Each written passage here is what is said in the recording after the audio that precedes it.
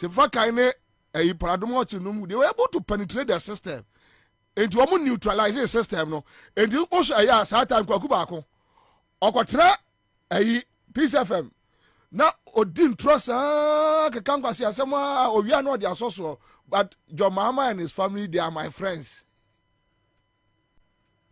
so they were able to balance the scale and the amount for hunu adekura omoye omo hide behind images just to destroy the NDC. That's all. Today, me a neutral for Kwame. Where are they? One name is Kwame Sefakai. MPP national chairman. One name. One name is Paul Adumotre. Oka founding fathers. UP tradition. Now, I'm going to monkan and tamai.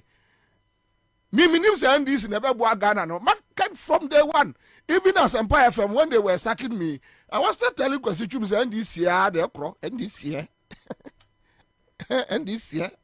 I don't care. Me found what's up, Yamasem? The wood in Yamede. Me cock and pisky. Mamisha or Minu Nibiaka. Yeah, street. We did a street inside. Everything our back case. Will be mfaho me mfaho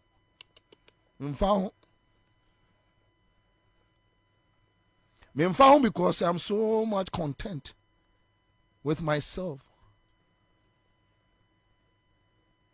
Now banuma come konkonte pa na mfifrei me bopeg ba ko han ma bopeg ba ko han me se ba ko twia betie mu na fe kama. Some crew so I'm to home. We am address it. Come on. See, I want to now crow. Oh, Bachelor Slamandi. And then I was it means oh, now, open big man, Sam Eddie. And he said, Tess is crying so, but to one now, why I know. And Yammy Kwabena. 7 years we have been here. How much music am a media women MDC media for almost a binum did free almost some minim baby Lord coming friends ne a friend is a minim baby 7 years we are here, we are still here. Kashek Bay owner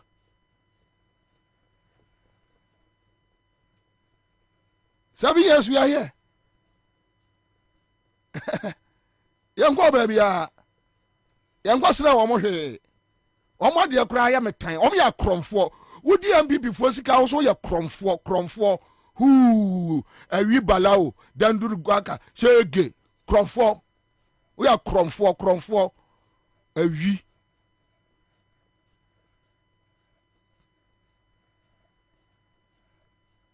hu udi akromfo sika hu and anamene kwadwo ofie na he ba Ghana fonyo aisa aisofo no o Peace FM no ya isofo no sa minua ketua no dabi chaso usu na wo chaso usu osofo mu a ya training ya wo hyenkom na wo na ade envelope enam ma bribe chaso usu Angrofo anti the meja sorry no. The meja sorry no. What me de. Ubaba na jire mana jugede. E ho de e ho ye nya bone. Ye ma bribe, ye mokro no, ye mfo obire.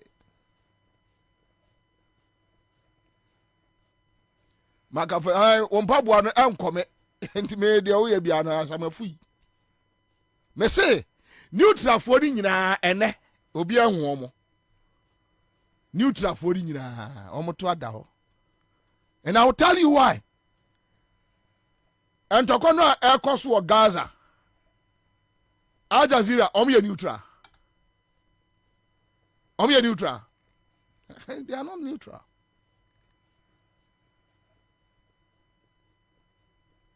Korea stories of BBC when it comes to Europe na kwhwe behwe Africa story so mo and tell me if they are neutral and also many interest. More interest. They have done the analysis. I would prefer to deal with a media practitioner. He believes in something. Than somebody who will tell you, oh, maybe I'm a neutral, but you know, and this candy, MVP candy, and this in candy, MPP in Canada, yeah, Bajaka. The reason why I say I can say we can't allow two people to just come and sit down. Me and Kolano and Omu host MPP and this, no, me yeah, I did 21 years from Love FM to Hello FM in Kumasi to Asempa FM. I check minimum tricks a woman MPP and this communicator. Way back kamu. Never quite catch any key. I deal with the Okoka and a problem.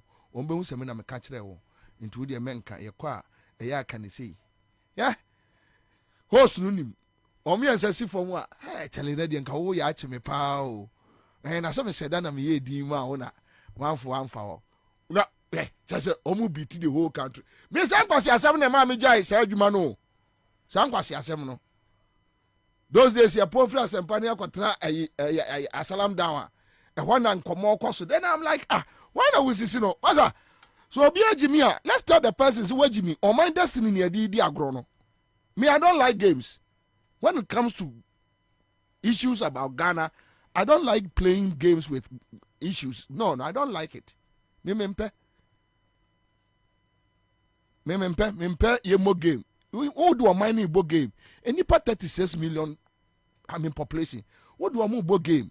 And kwala mo di any mo ba future. What do you book game? What Jimmy? Are you mad? MVP ni ko wiye sika no akwa jibi. No aka kire nse NDC ba me cover. We are fucking my pa. Oh. Number 2 amoka. Enti ama businessmen abeya kronfo. Thieves. And no share businessman me de metua. Yes, it's true. They print t-shirts for people. Those who are going for parliament, wait, omko parliamentary, omko businessman. So when they win power, the businessmen don't get the opportunity to steal the country, destroy the foundation of the country, and give it to Omono Abusianfo.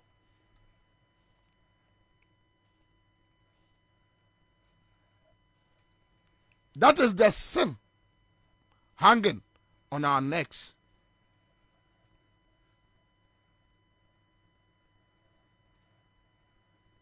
We may know what say. We know what say here, Kwame. Other radio stations, presenters, Libya, ni bread, den. O masha say far down for when this mood den. Oh, Sami Jafi, dem huni papa. Yes, Sami Jafi, me body.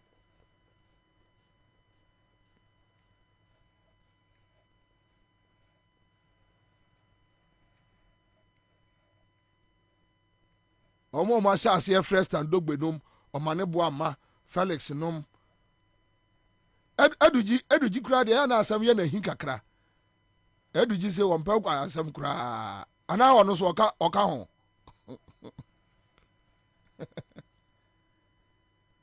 You know what is this?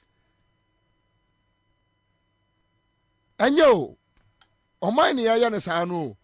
You can run a genuine business and ubenya kakrawa.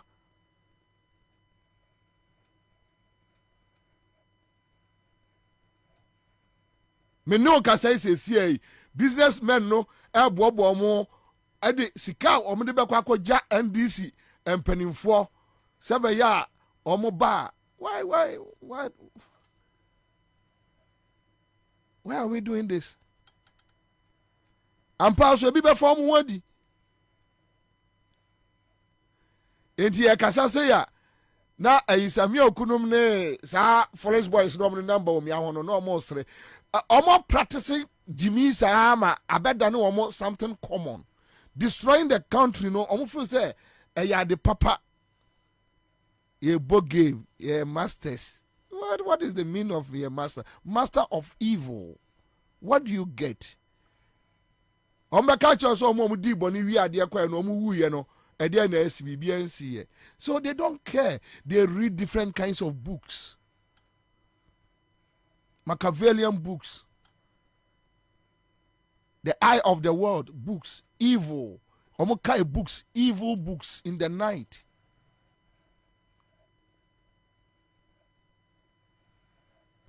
Basa.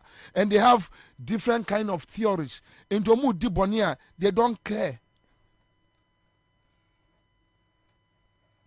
They have books. Catch them say there is a world after this world, and in that world you can become a leader there and to gather more money. Yes. They do. They read those things.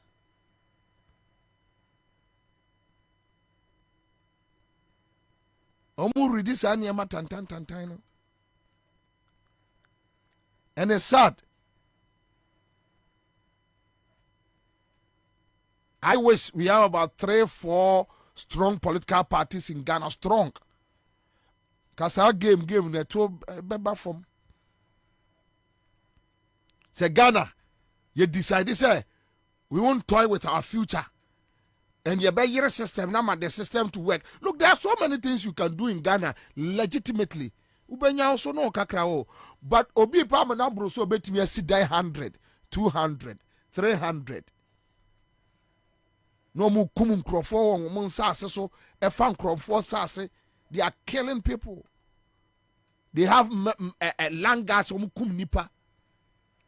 To amomo.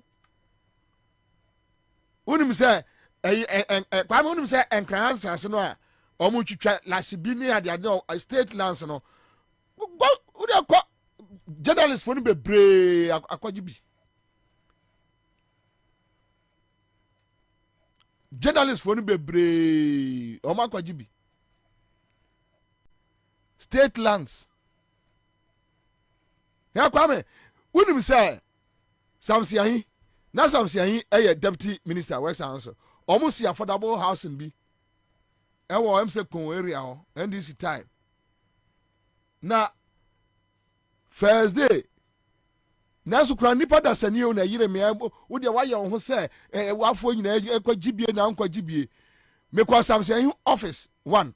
Say Ken 1. Na mkwa ka chen se me pe affordable house ni bi. To be honest, eboa obochire me no. Me free office or na ma ferry ama me ame ho mansi obio. Mansi obio. Mansi obio.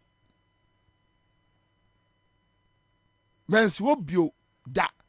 Adan me kwato sa boy we o City FM. Boy no kasa ya no me morning show anapa no. Oh, one friend say, "Oh, nice guy bisa." Oh, serious bisa. What? The last guy. I've learned slim one. No. And then the last guy. Yeah, that day me continue. Some say office. So.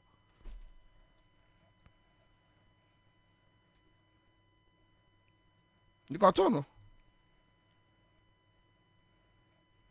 Oh, I say. Buamena yen destroy system no na me benefit it. What do you benefit from that? What do you benefit from that? Okwala shibia state lands near the Dutch owning na umuna mo problem first ayi miami nu eketu e Dominic Kisim Musa no. So oni mijeto. Why do you do that? Why? Can't you be content? Yes, yeah. To become rich is good. But there are so many legit ways in Ghana. You don't need to be a crook, a snitch, a backbiter, a froster to survive. You don't need it.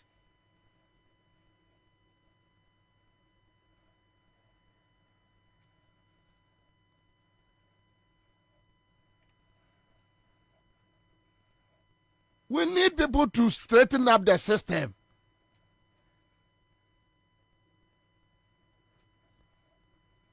Yemfa oman amamu omo game. Yemfa oman ade mbo game. No, yemfa mbo game. You don't do that. Yemfa mbo game. Don't do that.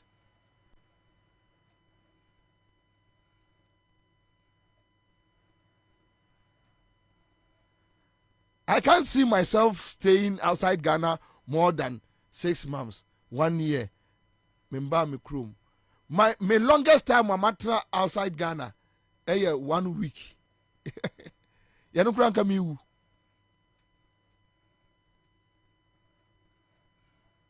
Baby I'm de me kwae. Kwa me da na bibi gina me so, bibi gina me so sa ade chi a. Awo, me de afere me na ekro gum na mse fa me nko mo fa ma nko a me mese da awu wo de opa mo try se mo bema na otwe ase abeto be wo ha mese da awu ahye mo bia ebe ya mo nwanwa omo na omko change me ticket date na omo de me buy free o me free lu prebio nko ya hwe. There is no place like home.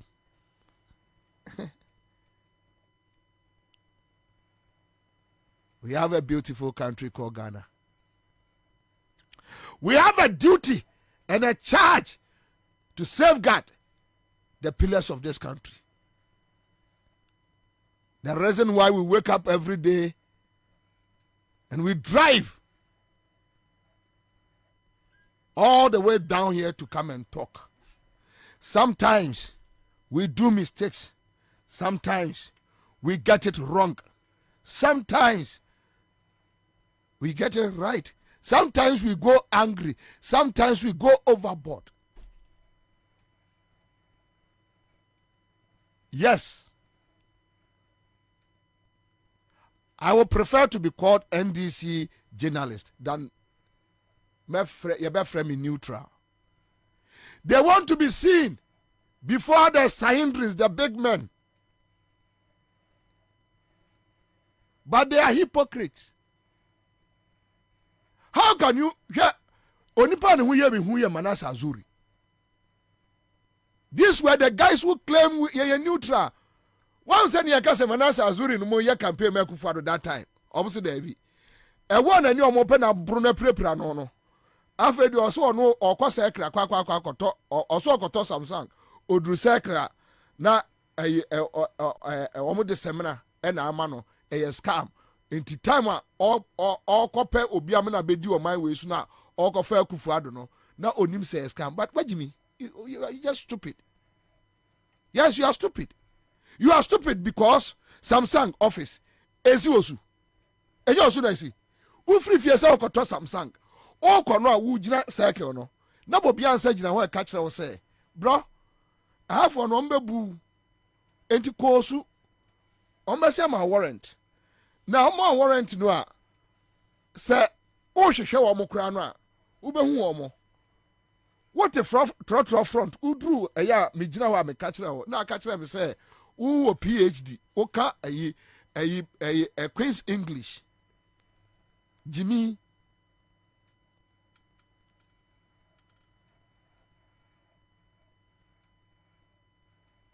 I just want to prick your conscience.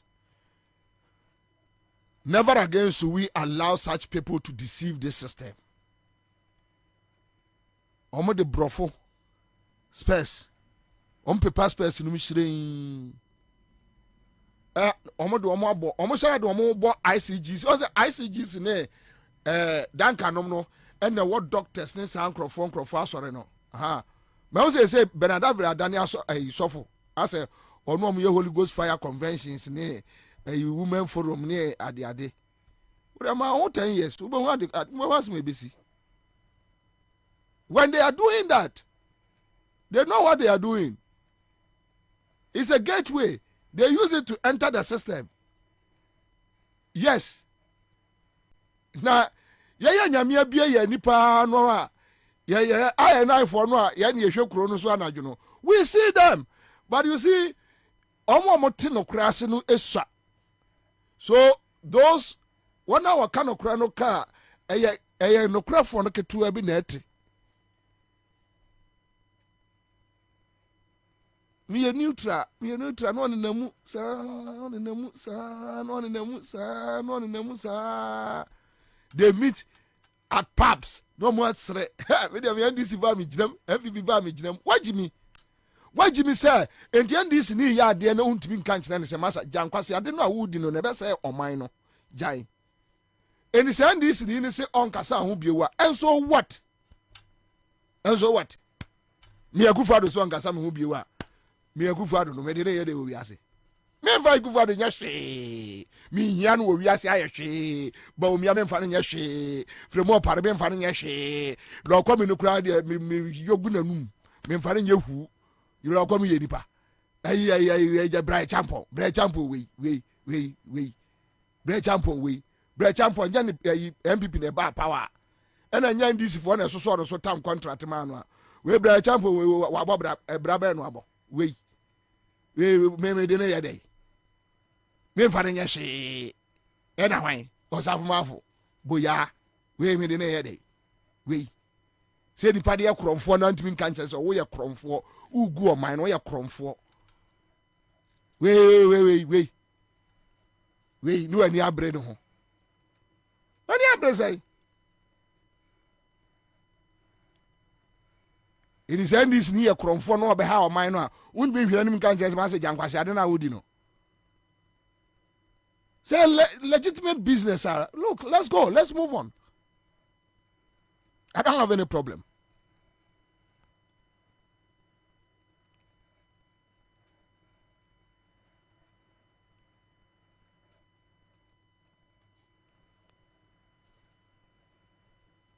We have a duty. We have a charge. Mama ain't destroy on my way. In Chilimanem Rame Toso. No more so. Omoninji and Hokakra. Yes, sir, on my way, I'm for so be any so. In the name of friends, family, ye book game. Madame Funo and I could DNDC. Madame Funo no I could DMPP. Me no ka say. NDC for ni be any brain in am MPP for no so jenka kre. Me ni awa mamia ye ba chale man bi oni ye ba ya na ye bebo ho ban. Why? Why are you doing that? To new conscience. Only conscience. You want to live large, big. Third die or death track. Your friend say a Trasaco, Reggie Manuel. Near whom say yes. Here I come. There are some people in the NDC right now. They are richer than those in government or a Jubilee House. I'm telling you, they are there.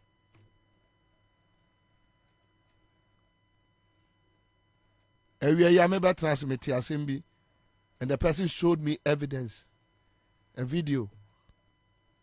I was sad.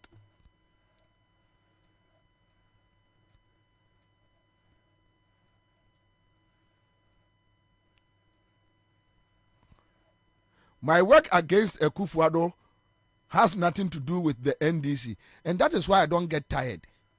In this Anyamani Bowanka uhu. Eya NDC foni bi nam suma say ya nenka abu abam me NDC wo ho NDC ni ho me say MPP is a criminal organization, a terrorist group. If I get any credible person, I will join hands with him to fight them. They are criminals. Omi ya mamoya for Akufo-Addo ye kromfo ba no kromfo. He's a thief, a criminal. Bobie is an armed robber, a reckless man. I don't need NDC to convince me. No. I need my conscience. When I came from Kumasi to Accra, they thought, say, So open the chair me NDC. The issue was not about the NDC. I saw President Mills and I felt like, look, between Mills and Akufo-Addo is just a devil. He's just coming to disturb this country. And I'm a proud supporter of Atamils.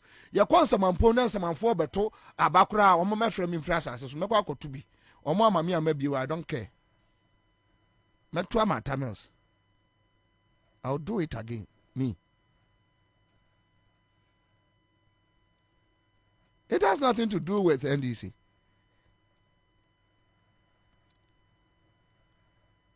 So when Kokunumune, Saboys Nisha says, or more roughy waters, they thought maybe I should join them. No. Anything I could for Bobie, I would choose NDC. Yes. Maybe that should be the alternative view of where Papa.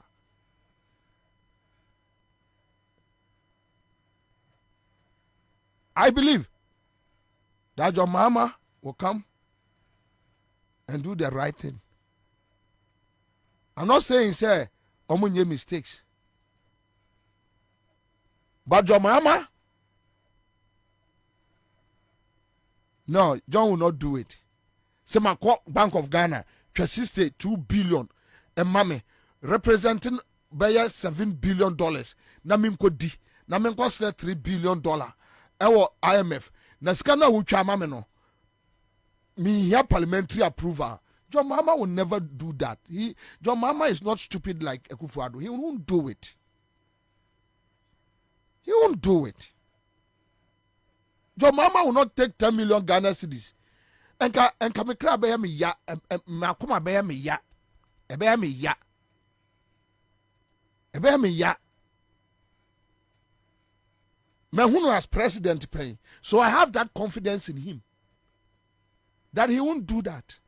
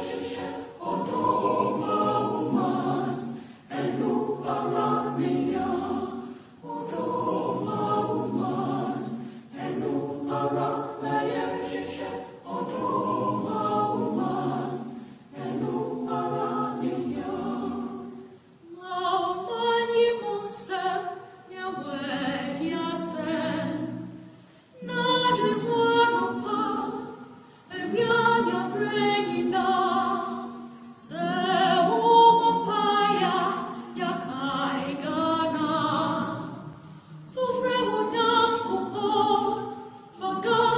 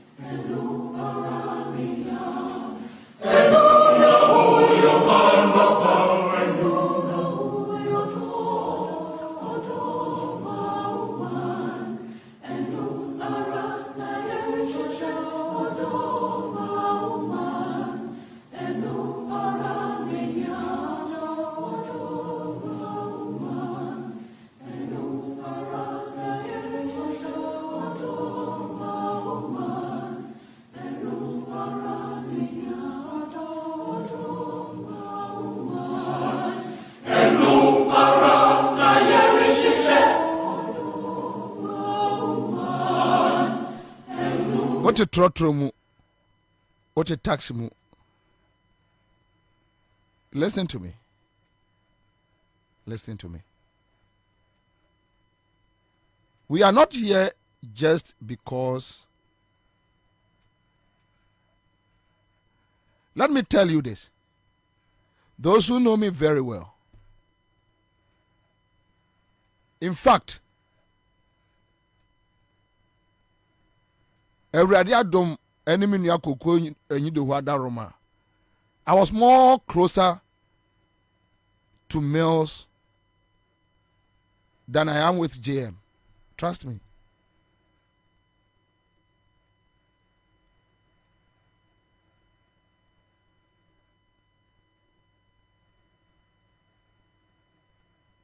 Yamfomo mfa o mayade o.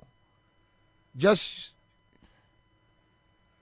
using your links to loot the country. Yamfomo mfa o mayade enya de papa.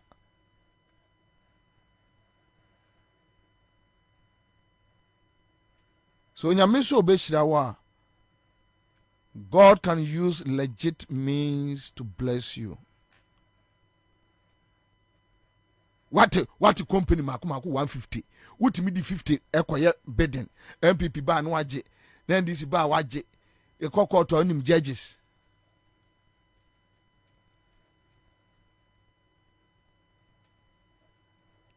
MPP ye won e prepra ho. NDC ye won e prepra ho. First pa ye di bronya omo cha no eja omo mame mo. Na we am some we koka na se do ba koka kire ro. Me se be ye mfie nsia ni. E free MPP ba ye omo cha omo mame o. Omo mame. We December ye omo che. Media for nyina benya bi. Omo mame. Ga no kra na eja. Ayi eduru bronya omo di sini suma mesumi nya kakra no kra wa block me. Uwi awo mine na meka che so olumai. Uwi awo mine no dodo. Ade. Wi akitu e bie. Neja kakra. Uwi ani nyina ese o mine no. Oni pa obedi sai. Say ya no oni pa obedi. Ono agambire fucking mine no. Ayi araji. Se no oni so ombechina tum no cast no. Enra no obi ka kire me agambire. Yesi agambire timi eyeso obeche cast ewo Kempiski. Ema nko ahụ sama lie. Oh my sika. Why are you doing this?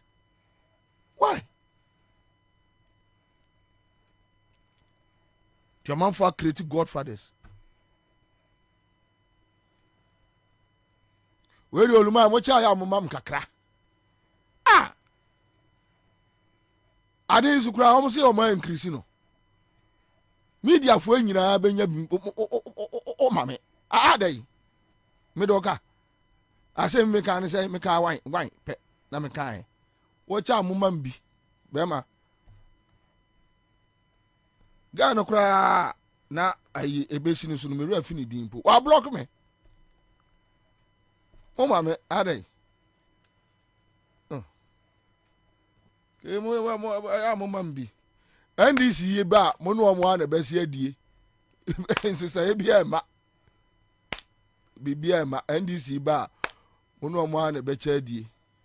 Ema ntiwe no mi meja kampo. Tu de ya mam kakra. Ko ma ya mambi. Mambi. Adie bay. 2017 December mo amame. 2018 mo amame. 2019 mo amame me hwa mo saa. Me compreni. Adai. Mesi meja aka.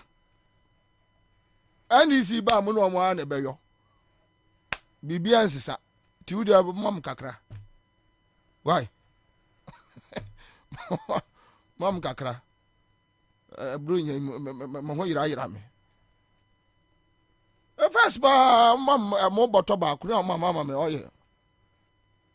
Tim krofo asi krom no meso me de manwa mo asi so. Ma akọ Johnson ho.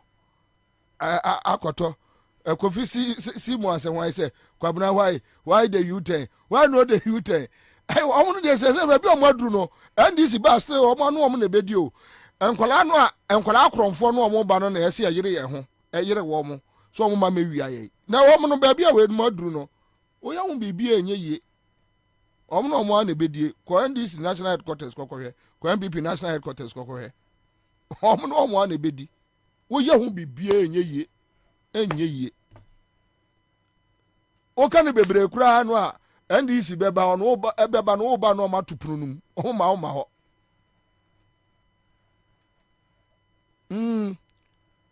tiani asa dia o de adi ko kan na bronya de mu ma mi biewi ti o de ye man kan yi a o de jai mam kakra mam kakra bi hey last 2 years ayi your friend say we ayi akoy ye bi we firi dink me bola oh no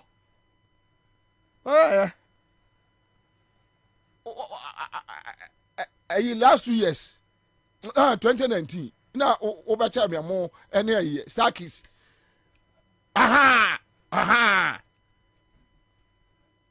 2020 wa mame ade o se 2020 makoya campaign akwa set tema port ogugudo wa fami di anka ho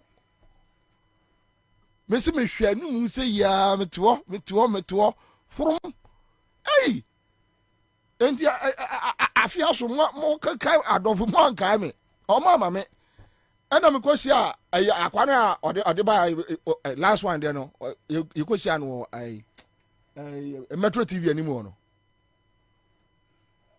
minim ni din minim nanim but minim ni din because ya no baby na say bema na bronya ba kono media for na da men ka ho ana o se a o mtwiro mi din no na papa no ba pe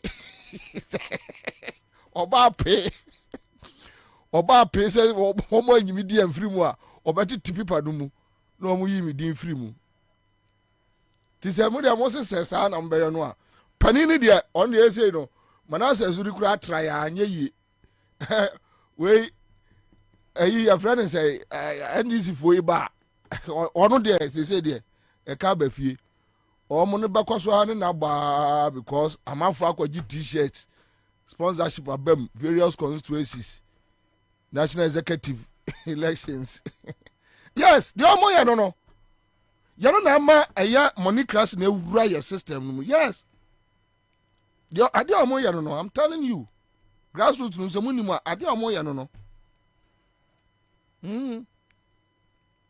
entina a very difficult say you can deal with crook criminal businessmen, and that is why obi to say Magdan are very confident. Yeah. Magdan odin komo me yete say e won for almost circles ni mu odin komo yate oh Bobie nom say omo de omo jimi na omo di hia be se akọ omo krom asante mampon obi me asantini ye hia no yeah me my adwene 99 weapons yeah di pesca me afa no ma use mu just 2 aka 97 yeah asase we yes no ehia asantini pese hia na ne hia no ye tambia enim de be anytime we know what to do. Anyway, thank you. Me bacha star 413 hash CMG scratch there. Nyame nhira mo. Ma me nkoye adwuma bi sesi a 24/7. And hey, Kobi fiagbo si Bobie you fool eh. Na me boa koko se ko video unim ko bi unim ni pakura me kara se mi ono ba bia waduru no ba bia ono waduru no ono mo na bedi wo ye ni bibia enye yi ono pa de we should forget about any accountability. So we will use an accountability or system. Because some people say only wabo MPP porn wabo NDC po. Boni on NDC for ni bi edino. Say NDC try no edi ebe pie okromu ano. Nyasem kuma. Why na sign? Why na cover contract the buy? Ana some people for no so wabo also po. So I'm try case beba that's been contract no aba won aban bia o de nsa kana you no go fit what do you bema fansaka yeah manase zuri sha se dey mesre say yeah ekosi aga wo ya bema fa won saka ombe pressa no oh beat oh skill no say we say beat no oh maybe o dey porado watch na say e o dey run ava say master tatisie sure what do you know? You don't know anything. Small boy, you don't know that thing. I'm teaching you that thing. What's that? Among folk 159 skills. After no more use with 3. Me come chiro. What's it why you wouldn't name the akoso? Oda wada. Ye be brepa Ansah near to near Masi Ukruma. Ye be bre. Because apapano doson. Yent be insane Ansah near Guako. Sometimes I sit back. Not because maybe you are a saint.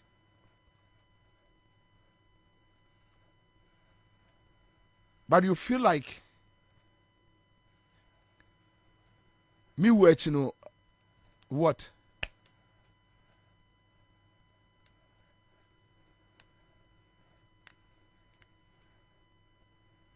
Come in. Yanko drivers now.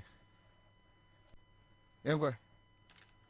Here, after 2020, Ghana for me 7th December 2020. Me mamo flashback 4. Famiko Techiman.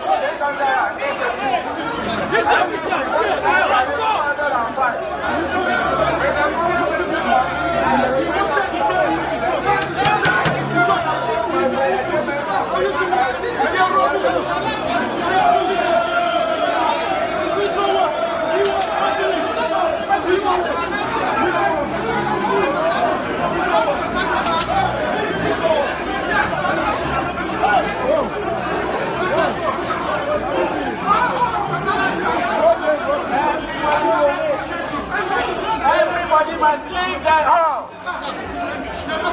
Everybody must leave the hall, please. Oh yeah, leave the hall. Oh yeah,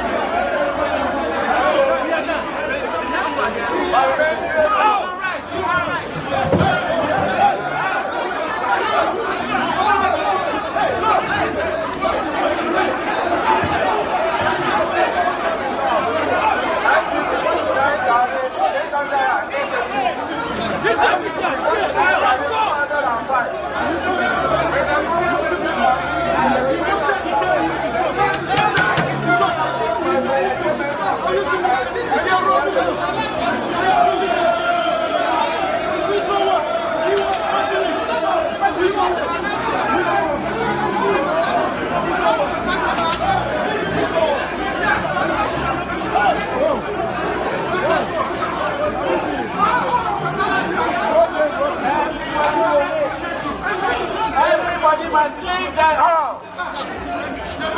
Everybody must leave the hall, please. Oh, yeah, leave the hall. Oh, yeah,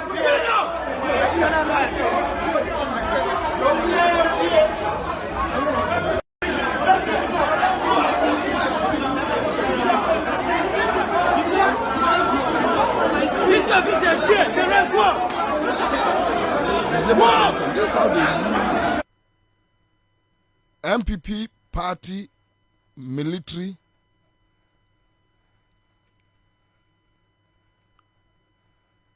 MPP party, police to intimidate and attack their opponents.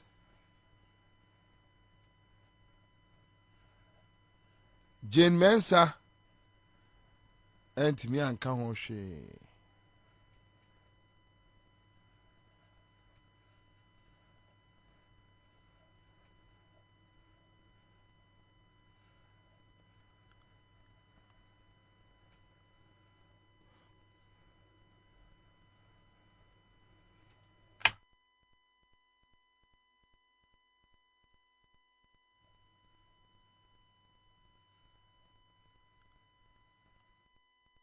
Anyway, all right, that's okay. Pacho, if it's not me, young drivers, young drivers, thank you.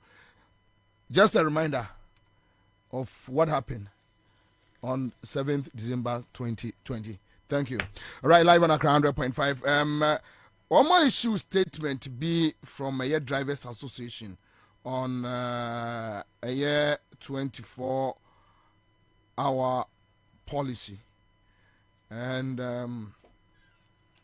Mame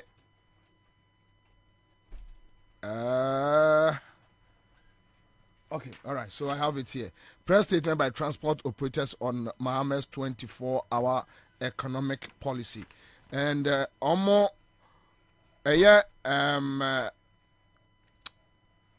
Same Amwa Deputy PRO GPLTU Anna Nensasha Sie Sanso na David Agboda PRO Sidak Ena ya Berima True Drivers Pawili Chairman Concerned Drivers Association of Ghana Omo na akeka omo ho abom eya omo de ensem we ya baba betudwa.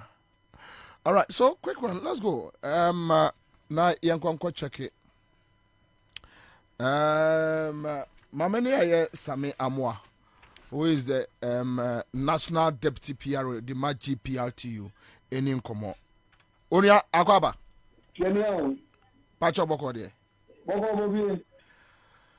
Aja, yahu krate bi transport operators endorse Mohammed's 24-hour economy policy.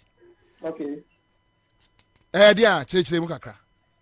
Many of them that the only one say no cre ya Ashenkafo na Ashenkafo nso de wo mu se obia ewo ne political party a odi achi oto aba de ma no na mo normally ni ye hye ade a ebetimi aboa eye Ashenkadwuma no enti si yetimi hu ade ebetimi aboa Ashenkadwuma na na ni eja ye nyina yetu anamo na ye di achire Yenyan ntie se eye yura John Dramani Mama or ye Frankatu for the ma NDC amanyoku no every 24-hour kind of system be back na yedo mo suko kakra na be huru se eye dwumadie bi a ebetina boa ya Ashenkadwuma no ene se no ukoye stations ni bebre a meme ankasa me secretary ewo Ashama Traffic Light Branch Oba your station as you see, I checked cars in Mumbi, you call MB. One group call now, a China saw more parket, now another group is sober. A Jumana say, any other things they bring are, young father said, yeah, what to call Krana, if they are all short to full, repair filling station, they are to full near it. Ube on the night on my phone, and I'm say security wise, and some of us a meet of you who say, aban no etimi the system bi say ba na 24 hours dwumadie nyinaa betimi akoso factories ni companies ebe ya adwuma ebe boa mo betimi employ more can say workers omo employ more workers ebi kwa anajo a ebe ma ye stations no so etimi arane eye anajo nyinaa ebenya passengers afa ebe ma nso the traffic congestion a ewo krom eye during the daytime no so no ebetimi abafom ekire say taxi driver betimi di traffic mo na o shifu olonya passenger emfa nti say Kwabena say me wa akonya me de be ye adwuma na junfa menya passenger afade a na say bi betimi ahumi awia na bi nso aye adwuma but same offer same obi a woti obebusa say but anajo cars ye adwuma cars to kwa boga tamale STC eko OA Nkran Kumasi to Accra. So what is new? No mean say no cre cars to kwa kosa amia but yem bisa say cars nyina so menya akonya edi adwuma wo sa anajo so aye ka ho asini ampa OA for ne ade omo e kan say passengers are to kwa bi coordinate ne ade but the taxis adwuma tro ejuma any idea anaju stations ni bebre nya dia acha be 10 11 passenger bia emma biu enti sa system ni beti na ba beboa ma yi na to sa o4 ni idea wo ke kwa no omo so de increase na tro for ni taxi for de so top of na so atini epeja at the same time so no ye for the wako DVL na ukoko renew people na say DVL sa o ko na lie abo pay so ko che 24-hour system it me adwuma DVL wo be ko na adwuma na so wo ye adwuma enu so betimi aboa ye mra e ka ne sen aboso kan market say wo ka say na say wentimi NCS during the daytime and I say anadwoa anya dia wo benya spare parts e dia to be dia mechanics anya dia wo sabe count but our system ni na timi adwuma e benya mechanics e adwuma anadwo wo ko spare parts market a wo so ye adwuma anadwo enti wo ka na say anadwo na nya afi na wo twen ma de achi and so abesisi no edu bitimi aboa e ma ye adwuma bi a ye di no so no etimi akodanim editi na driver for ye tibi trans na yesi dadi say adwuma bi sa e ba ye no ye ndoma manyoko ye nta manyoko bi echi na mum adwuma bi a wo de ba na ye hwe say that boy ye so etimi esom ni etimi edi echi enu ni abehu say enu no betimi aboa ya ahyenkafo editi na ye so ye di echi abo hu de wo say system say ba dia and ye be stress ahyenkani bi o wo ga na bia no ontimi ensom ni amom pai se betimi abanatimi aboa esenketuma na ofasabe eyade bia mo discuss GPRTU across the country mo discuss monya engagement with omo the policy ni eba no mo atiase yi. Oh yes, the American is yetimi atiase because atiase ye nya wo ho ni say say the kankan no ye ka 24-hour policy a omde be ya na say 24 hours no bibia be function factories be adwuma companies be adwuma other institutions na ebetimi aye adwuma nti say ba na sa bia na ya hyenkafo nso ebetimi aboye that is the understanding that ye wo ho Bobie ba jo the American say yeah me follow yeah any antiase aye wo ho ni say system si nyina timi ye adwuma ya hyenkafo media ade ye me deti tru pa wo pa ni mechanics a ye benya omo mechanics a ye benya omo anadwo bia o ka say betimi enya baby a obekoko ye o ka ye at the same time squad area some organizers squad there are some few areas bia Ansah na obetimi enya 24-hour omo ye adwuma e organizers but with this system no obi abem so anadwo mi ye adwuma me so betimi enya ska me nkotena ho a obi a emma likewise spare parts market aye kan wa temi eno ne ye beti ase aye behu mi say betimi aboye but Ansah na bekono on say omu raising komobi ese ofa STC say ya they already have policemen omu no etukwai enti omu ka 24-hour policy no omu ka security already security is in the system GPRTU for some way more genocide. Oh, the only thing I say, security is in the system. but yemisa say a cocoa do vehicles saying and now omutiminya security did. Enti sa policy eba menoka say substation any other areas nyinaa ebetimi anya sa security did. Enye can say bia but travel from maybe Accra to Tamale and Accra to Border and Kwana obenya sa security. Menoka say the idea example fata say the security agencies and employ more security personnel. They will do that because they know say system no area juma 24 hours. And you know, yes, the security may baby, but me to say the company says our system every year juma. And they increase the security system no and my baby security ni when in an alcohol no be answer at One drivers associations various akudo na kasa. Oh yeah, me no ka say cooperative for edin komo protoa for enso edin komo concern for ejinamu true brothers for enso jinema me no ka say yegusua ye ka ho asem say ye betro omu nyina say enye say license to bia biom GPRT ye non partisan organization aban bia ba ye ni ye adwuma na mu no ye hwese nia wode ba na ebeboa yen a ye jitu emmoa yen a ye soritia na mu ye susu se de ebere de etimi ba na sa de ya hyenkafo na ebeboa yen nti ye bode we se ahyenkafo ku aka ni nyina no bebo modern se ombe so sa system ni na ye de akiri abom pa se etimi aba se de ebe ya stations bia obeze na ne wa park cars ya dey na minya passengers because some other stations are obi to me park the car be 4 days 3 days no nya bi nko enti se ko ba ne se sa system yi adwuma en ko ba ne se obi abeti manya adwuma e de aye e no dey wo ye so aye bon. Okay, I just am ya da se enawie bebre You Bobie me so me da se bebre nyame sha. All right, so that's it. Live at 100.5 Citizen Show. My main kofana na kwaku bofa ewo Parliament. Omujire musisi a she or ye reporter, ye parliamentary correspondent. Na kwaku. Chairman, Commander. Emra shebe your film to say budget na ekose. Boy enkomo. Some member to for Kwaba and na shebe the CRC. Said me no.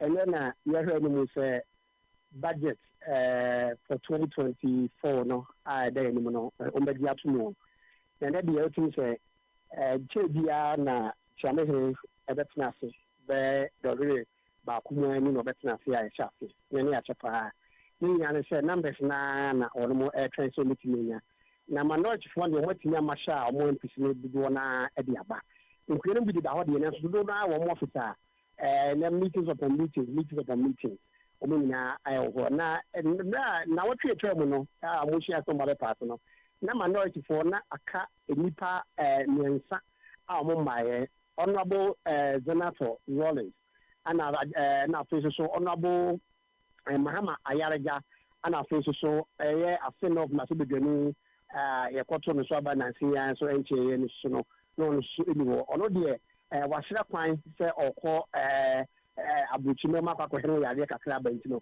nemom yenim so beba na so ma ye tete se asewaba asewo maaye bia na ateki ba surprise na ojo me di pim ha sei na eye majority side ndom do wono so no na enipa me sasa so na eniha John Ambotia Kuma Deputy Minister for Finance no oniha ono kra de ye ready budget ni na oniha na so yeti anya no se na ho do no kakra wa jaire kra na emodin enso so ene oba usini ni mati zele ni mati kakra da papa no enya ade na ho sheda efa ne sa afen so no honorable Kennedy akomprako Japan eye ase central na tibigani wono so no na ono so eni ho enso na me no ka sei baba owo na se bi fi ha Sarah Jasa for the Kwabena MP so wa ha sei ana afen so ni baba kwa no ni ho eye Ladies and Cancer board ono eye Deputy Minister for Foreign Affairs na ono susu ni ho na my share last week no and so make us say key people able to do na no apart from myself MP no enya dia na hu ni na no na hu mu fi ase enti right honorable speaker Alban Cape of Kwabena that na say we say all the chief people ni na abere another prayer and why word bottle line should machine and go for one example no kawa ko them would jabonti ya de kwatna se je say course no de ya no mo ye say obi a onya maaye no de obe so ba be du ha you say omo bi echo COP28 ye conference no ewo Dubai enti ye say dodo na ba de piem ewo ha sei na mom no ebi mo ba ebi mo nya me du ye ye dem dodo no enyo mo nyina na atimu abade na so no ka say de dodo na de wọ́n ba yẹ sẹ́ ọmọ maka so bìtìyà ba sáà so ní minority fún no deɛ ìpìyà yẹn sọ ọmọ nyinaa deɛ wọ́n ba ọ̀ntí ni akonnwa so deɛ a náà sọ wọ́n hyɛ ọ́fíìsì a ọ̀nso mọ̀ nípa n'edu abato no so a ọ̀wá bẹ̀rẹ̀ so n'aba ne mom kwaba nsɛm a yɛ so nsɛntwerɛfoɔ yɛ tete yɛ de kyerɛ sɛ ɔmo issue baako yɛ ban a yɛde to yɛmadeɛ ne other 22 items na yɛ restricting yɛ sɛ nka ɔmo abɛfiti sɛ airline no enka yenyi suspend and say yenyi free ho no no na minority nka omo so hama wo kese pa e budget nim and minister for information ko do upon koma e dey absolute and so for nim say aban a suspend sa airline no until further notice say omo ka ko ngeji stakeholders ni na no mati omo nsem ayi outstand omo nti ase nema wo institute ni na aban a suspend for now and ya dey believe sa airline bi mo suspended until sentiasie atile ya adwuma no bia semhye ne bo kwan bi fa so da hye no o ma hye ne yi e bi sa bi sa ne sempi ne mo bi dran ne say ombe widen stakeholder consultation no ombe tini amemu ada ho ne kire komodi a omo import no ne kire butafo ene mo keka ka ho ni na no omo nsamo wo dadre no mo koda na no ma tete ni na no ometini age wonu ha no mama ne no ometini atwa ansem na akwa yi Ansah na aban no de ba wode aba ananse bi wo so ya waye enti yenim se eno na aban no asuspend no ebetini amakwa ne da hoto do anase say concern bi ma minority culture regime efa we say free we say pardon no na tax bi da so yes for you no only free to look at the way the firm no neighbor no so we only you na total free na ebo no mra form na enye fofofo emfama wo mo enti no no so no ye nyanyantie say e bia ne finance minister about the address on that enti no sa concern we no etimi address ya e betimi a smooth passage of the door sa about to that so ni na e betimi akọ eni minority for the multi police surprise at the time Parliamentary wa woni so the multi here e bia na change na o ma na insist bi anasa day and on the election it is afraid na your statement ever a local assembly election na mo nkoyi ne hu deda central force and minister can central for the we no we form you should pay much attention and no one asem na wo kan na face to see mo dey akom so betimi ato aba ema bibia timi akoso ema potem ne mansini amamu no etimi anfa ntimi apeto na akoso kama bibia betimi apoto chen de better committee so area ebetimi abo ama no etimi akonka enti kamla musami a esema ekoso me ase bedefi ne mo no press conference bi aba so ni bi tela so se me wo na betimi maka ho asema na maka ho asema me pa so ko yenko koma na me boso bia enano pay ana John Jinapo John W Jinapo MP for Yapekuso wono de na ensembe to centrofoni na ne se nyane se na ohwani nia Samuel Jinapo woti bi so president information ministry keka ensembe do bia litro ma yenya yakwe aban person sign bill a company ni bi Balari DV company and Mabodi ni ya Balari DV company omo ene Ghana bank ebe ye contract ya be sign e yin say your former chief justice Edna Nwatum bi Supaya Kufu Edna Nwatum was issue no bi na no na George Napo say enema bi wo a kwache kakra enema bi nto yi kakra na or three abana dress so the other dress so and say was say that agreement we no was set a bamma to be the fee no mo bobo ho no mo tisi mu yi amamra se the fee when international agreement at then na ban me to me bia da minister bia me to me bia da so what the purpose as and contract at just a bamma to be the fee enti amra de bi kan tie constitution no etia say when you can say band it papa on the tree abano agina baso no almost Emma caution Emma Balari say we no engage anything illegal. Well, yeah, dear from my the next NBC government my possible government 2024 no ebe suspend or muju medina to show am mo dia famra kwan so ansana o meti no maduma na mo ka cho mo say mo mutimi ni o mo de eye yodum say anko o mo hwe no mo to niema enye sa de a o mbe ye investigation ba pa wa mbe investigation wa suspend ene ba ko wo say ene lithium no abe the order of the day eno amansen da so no ne bo ayeden asị sika akọ nebo ayede asị diamond nebo ayede kwampo asị koko enti esefe Ghana fotimi nya mfaso wo lithium agreement na ebe adọkọ so betu be mine wo central region eso mutimi ya wu hyeyi na mutimi da ho fan na Ghana timi nya so mfaso na mo nkwa esa am ne pa ba ku ne bi kwa isu de no mo nkere enti mo se minority ombe di mo man Ghana no mo ye hye bi ya ne bi so mo bi ya man mfaso bi e bi aba so mo man Ghana no mo se mo mfa boni ento mo so Kama it be a bit in a queen. Then actually, and what they say, yes, some Nazi George, some Nazi that I cannot do in India, George, MP for the book campaign, and also at the press conference, a brand year best story, a year join the parliament, and not almost LGBT anti-gay bill, no, proper sexual human rights and family value bill. And no car, you be the court speak about us no say and no as an copocoso. Now, so no more catch a man no moon. In general, the book year, so baby would be necessary, and yes, and could was a motor once a man. Now, no, and a chairman of the committee, no, about the respondents, and you before year or the big papa, and I know what they say. There be or share that. What did they buy, you know? A year and crown cry, you will say, if you will, as a CSO4. Any human rights activists born I'm sorry me Maku petition me 200 domain. Now so what transfer the Wuhan now I say so what transfer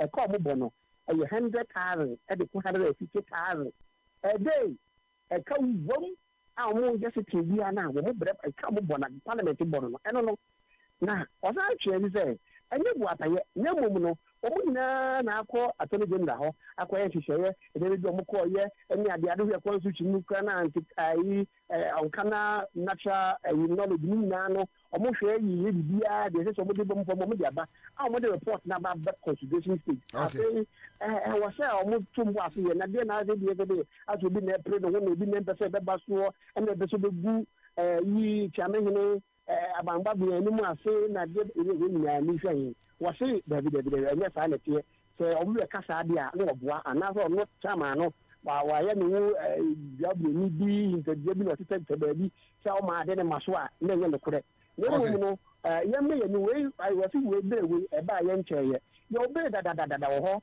a wa bobo bu din ye we say be say da ho da no ye nka ho asem na de we na say e ba ye ni etu de say me ka ho asem a be si bia ba da no de ye nka ho asem what are the name ye nka ho asem na we na o ma ye ko to be do na ko ye press conference ni ko mo come be say da ho asem na we. Your call has been put on hold. Please wait. Your call has been Hello? Wait.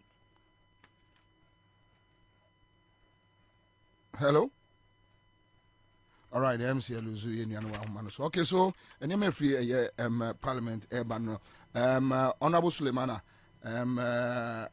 Okay, so Baba Babe can't hear home. I was say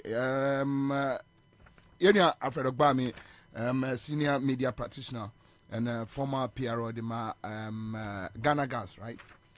Yes, is here. Chairman Akwawa. Boko there.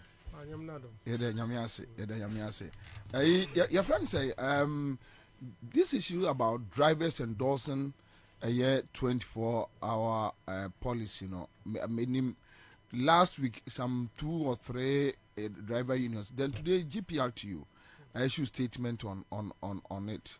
Say drivers in the bebwa omo. Metesano pe obi argument with other sister stations. Say already drivers are working. Oshe STC, Anajo, Omutukwai, OA, cars from Accra, Kumasi to Accra, do 1 a.m., 2 a.m. So, and yet BB new be I don't know whether you have heard that argument. Oh, that's an argument. Yeah, it's uninformed. Why? Okay.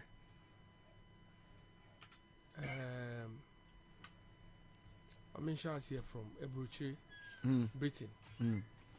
Somewhere it's about 24 hours. They have a 24-hour economy. Yes, but they recently appointed a night czar.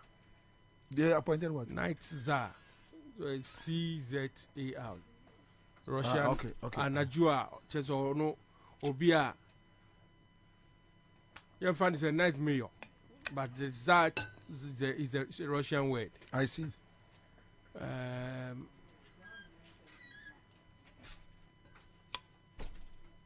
And they were talking about how to, it was a major issue, improvement of their 24-hour economy, and then jobs, the additional 24-hour economy in Budgetary. Meka UK, and yet Ghana. Okay. And so when I say it's uninformed, though, yeah, Ubisa, argument to me when I say, I mean, can be before baby. Otherwise, I didn't put an a new. Other 3 years HS by a new. Or more if he said, when the argument was being made, you know, no one see in Kuma ye be no. Then, yeah. So now in Kuma ye be what Ghana was in you. And Africa have 3 years new. In fact, they all were new. I get UK education from Akwada up to university is basically it's almost free. Americans are, unless you want your child go. In fact, the Western world, their countries are, it's even up to university. Your child allowance is like Norway. Okay. We can say Abroche. My Africa, Botswana, Namibia. Basic education is free. So what is really new in this world? That's the point. Because it's uninformed. Niente because say uninformed news say. Nipa no zo enya new no. Onu wakwa kofa ade a ni leader no wonu de enya ade a concept bi o. Ade a wo ho dadare no openti amaye ato. Penti mami nto no ye. Ti say ozo ko credit credit score credit bureau. Mi wa ni nya ade ni ma nya bi wo. And indeed, the worst aspect is that before the vice president came into office, no, the process for Ghana can never. The process for digitalization never. Indeed, the infrastructure for digitalization, no, it was. Nyamina dom we nya eyiupa Google, eslosu, ekufu, aprezi. Dr. Omanibuama and NDC Abai for the database system. NDC 30 years. You Google. If these things were not there, no, how do you proceed? And see, it is not about the newness. Because if you want to add new, then nothing really is new. And now be raising in Komobi, PC for Kalkwe South. Or say, Ansah na PFG Bebano. We have farmers. They were farming. Planting for food and job. No, when them say NDC program, Canadian funds or movie by Umbetu and Omudani. There was just sloganeering. There was no policy to it. I know I cannot say Ansah na Omudi Bebano. Yeah, we had farmers anyway. Even if it was a new policy in Pua, we had farmers. Yeah. And in any case, it wasn't a new policy. Yeah. That is why Canadian Japan so called runs no. When who farm no food no way who and me and you. Canadian Japan, at least you've heard him. Also called runs no who she. He was just Kassan and a party Kassan. So the point I make can say, look, that argument me feel say I say what's who by your own person be Kassan who efe. What's it? Neba. Like what do you say? Your rival. Okra. Ukra. Ukra. Okay. Ukra ba who ye if you person be ka say who ye. No efe, yeah.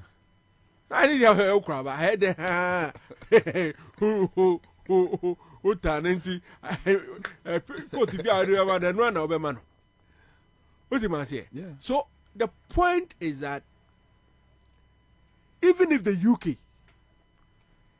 and UK is one of the advanced countries where people work, they have a solid 24-hour economy, is thinking of the billions of extra pounds and jobs, an enhancement of 124 hours economy can do. How about a country with such huge unemployment? And I mean, the drivers can I say, and I'll tell you why.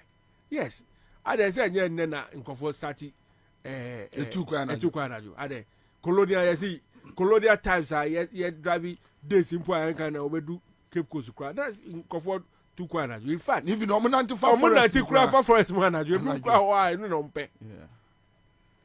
So it's not just about the fact it's all good drive it, because what you want to do is say, if there's a very policy, what I'm saying, maybe we petrol filling stations, most of them yet 24 hours. And I'm robbing baby guy. Yes. What him say? Okay. What him say? A crime be Ghana ha. Robbery was a crime, especially not a Kintampo going to the north from baby because of the high rate of robbery. Nancy, baby, they don't even want to travel that road in the night. But if you have a conscious policy to ensure that security presence is key, to ensure that there is a communication along that path. Baby, see ya.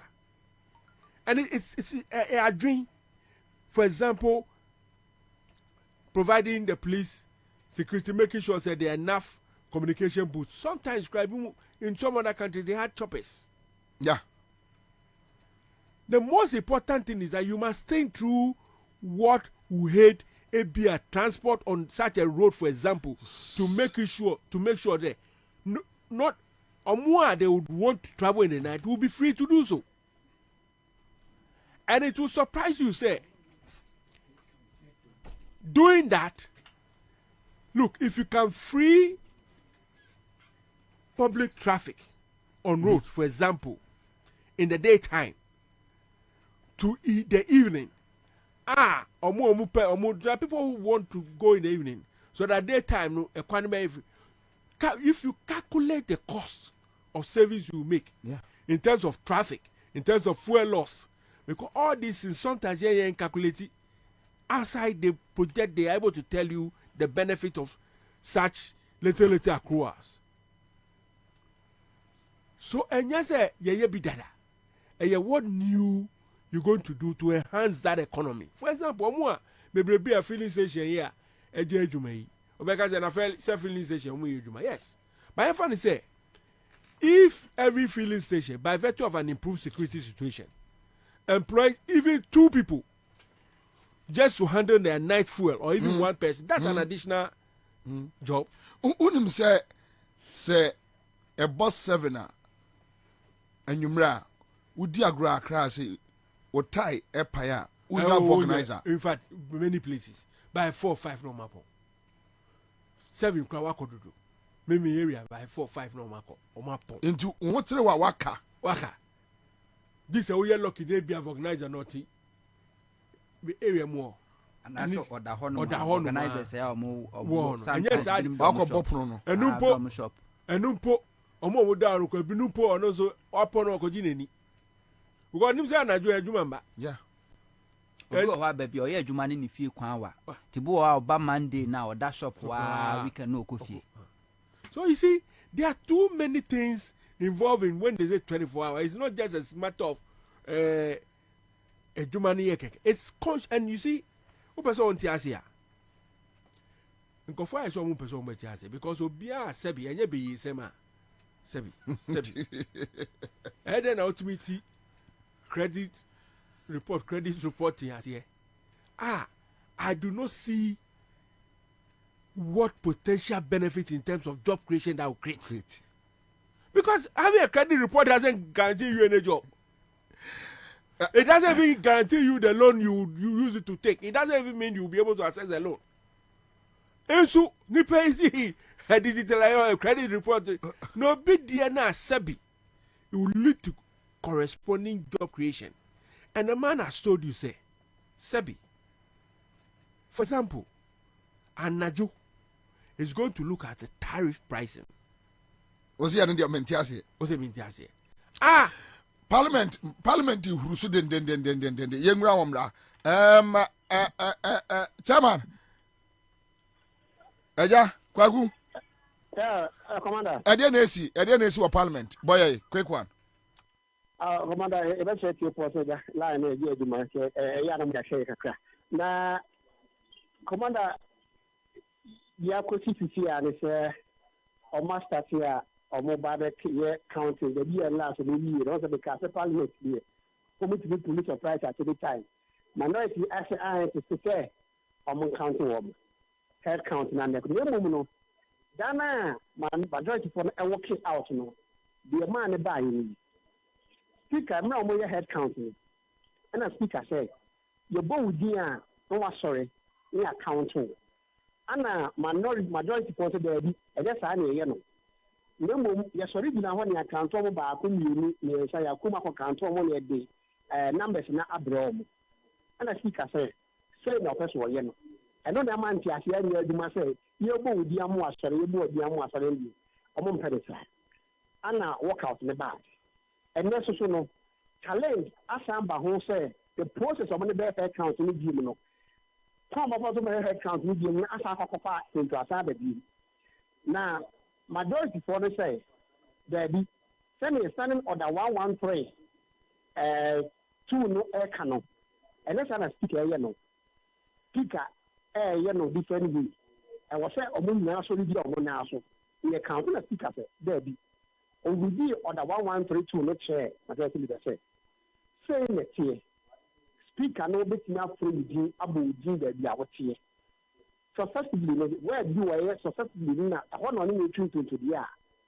enye na ye ono no an nti ase da o kana ase ana echi omo so bi na wase ni mun so ni o kan na speaker say the omo ye no ejimi compare finance to omo nya MPs but omo nyina person omo sorry gina ho aha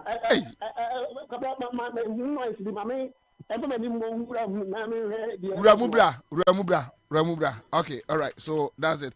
And before, say doesn't make sense. So we know about I mean, young guy. Anyway, young go straight. My young as Mame started from your end. We are talking about budget approval and budget approval. No, and then no, I twemamentwe. Akwa etachi minim say wa follow ya de be fra eye restrictive bill no a say almost almost withdraw withdraw on federal and also issues are but yemfa ni nyina with the budget no na yenko last na they didn't come men chia tie for na hofu bi adwuma de bia mutie omo dos but minti tie omo nyina eja William Kojo eje no omo say once an NDC for ba parliament o ma register no o ma trust am ma ba parliament no so I work it out to cry no I still count till they approved. The same thing, always MPP want to have their way, not on the genuine way but on a crooked way. I don't this the MPP 3 air transparency, accountability, or pay transparency, accountability, or pay. Because the brave beer will be raising issue about accountability and not transparency beyond MPP to be daddy. But my man remind you say a head count is underway. Ebeko na yesu trimu fa obusum kune onku. Utimu fa obusum kune onku. Na ye wo school kra ni teacher ye ko na teacher book ye bobo register. Obodi na peja saka say present say. Yeah. Teacher no ni mu pass one you so anu mark wrong ade share asaba bow absentee because one you so. Enti sa unipa nyina ba. E de na si ukwan say yen kan mo ye bo di anu agina na ehu ni abo wedi ni agina na ehu no. E de na si kwan. Because said the reporter ne kan ye no. Omo number ne nso anya bia watima kire NDC. Jachi question seat ni say empty. Into be any said Jachi question there according to reporter reported by no woni ho. But essence MP before there no you will speak ministers or makoshi shomuntino. You cannot even know number of people are or me absent. And 1% can you na original you. Yeah so ya do ni no mo nyina sa atena se for lack of accountability. Omon kan. Na so mo kan wi a. Eso mo adwen nyina ne se omo do mo number no. Abe do so asend this in round about but mo refi say ya kwato abai gbagbe no. Ebinum kwa mo fi so mo to nyina MPP fo nyina na supported this budget omo de banana. Is that what you think? Na de be sine no, me I will still blame gbagbe. Why? Because last week he had opportunity per their own standing orders no mo amre omo di adwuma according to logic omo di 11 no. He had opportunity for this matter to have been settled. A broad majority working out and nothing stop Parliament from going ahead to vote on this budget. The same way we vote on 11, nothing stop Parliament. A bag be no one a car so I journey and for 2 years would do share than none of their babeshe. Because last week in the Ekano, reported by Chess and MPP MPs in 5 no money. They were not there and they tried to use these same tactics to bulldoze their way through. The non person ya no katashi no me their firm. And to speaker now who nim sa who now tie dwemu. Ah who na parliament no who ka sempra na epunu. Omo mate parliament obi enu watena parliament longer than you. There's no single standing order na emre bi o hono a obetimi aka so onim chen bag of parliament. And I didn't also say chairman sabunsu ni do me dictated ma speaker of parliament. I didn't also say chairman sabunsu dictated ma bagbin our parliament. All right. And them rana wujina so no. And one na wujina so last week. And until a maybe so. This is here is a head country here man say NPP majority for saka so ma work out back when better agenda sitting na. All right. My young cross on the live feed just 2 minutes Parliament embraces here. So yanko enkofa live feed from sorry Parliament House. Omuguso ya head count no eguso koso enti yan cross na yanko peke omo live emfa enfrio to bulldoze their way through.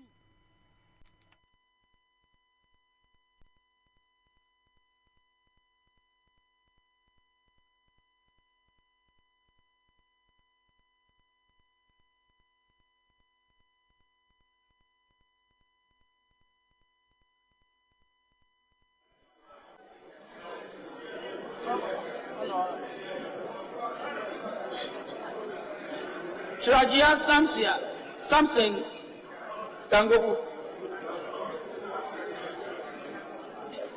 Chiwate Andre Dari Benson Adeku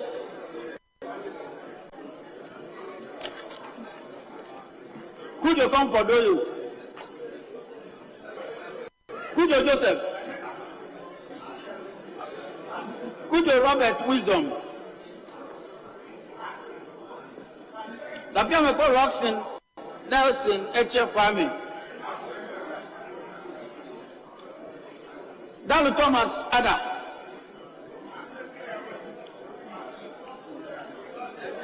Tapila Kletu Seidu Daku Daniel Ohini Daku Mensa Kwabena Oche Dauda Collins Alhaji Daudi Abukari Ambush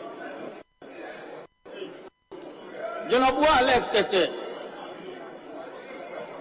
Donko Elvis Morris Donko Kwabena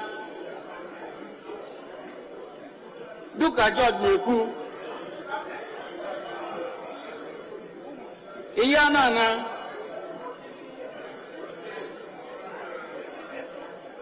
Fojo in team, Reverend.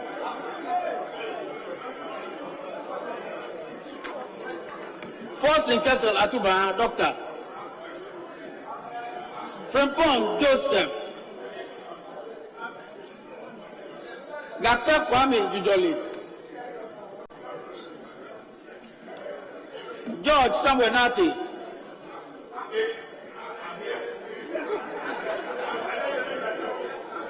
Ansah Alasan Kwabena. Got a Joe. Gidisu Wisdom. Gomado Yao. Gomashi Abdullah Jifa. James John Alexander. John Mensa Richard.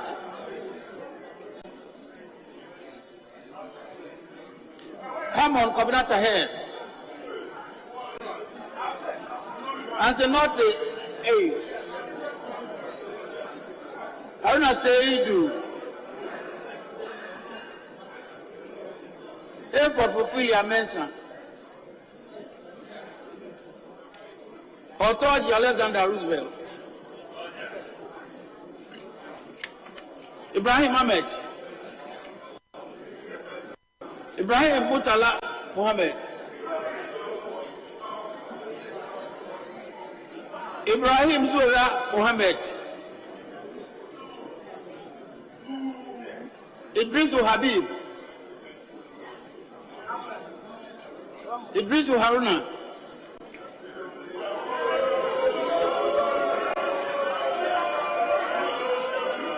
Isifu Seidu. Jabba John Bena.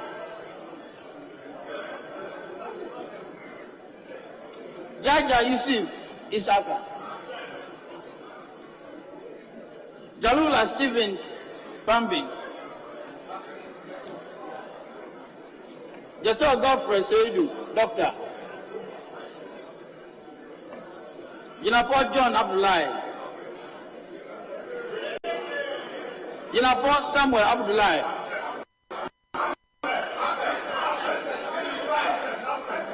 Kini Kisi Dixon Adomako Doctor.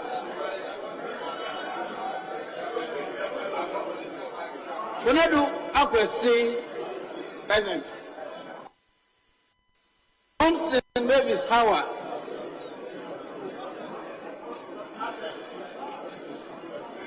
Kosa Martin Kwaku Ajay Mensa.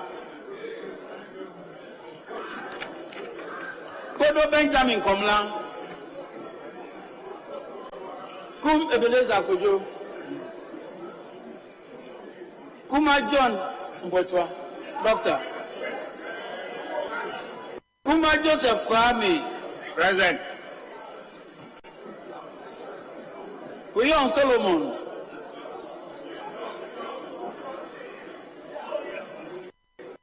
Kwachia Kapita, Yao. Kwati Kwaku Ajimai. Kofi Festus Ewa, Doctor. J. Mensabus Osei.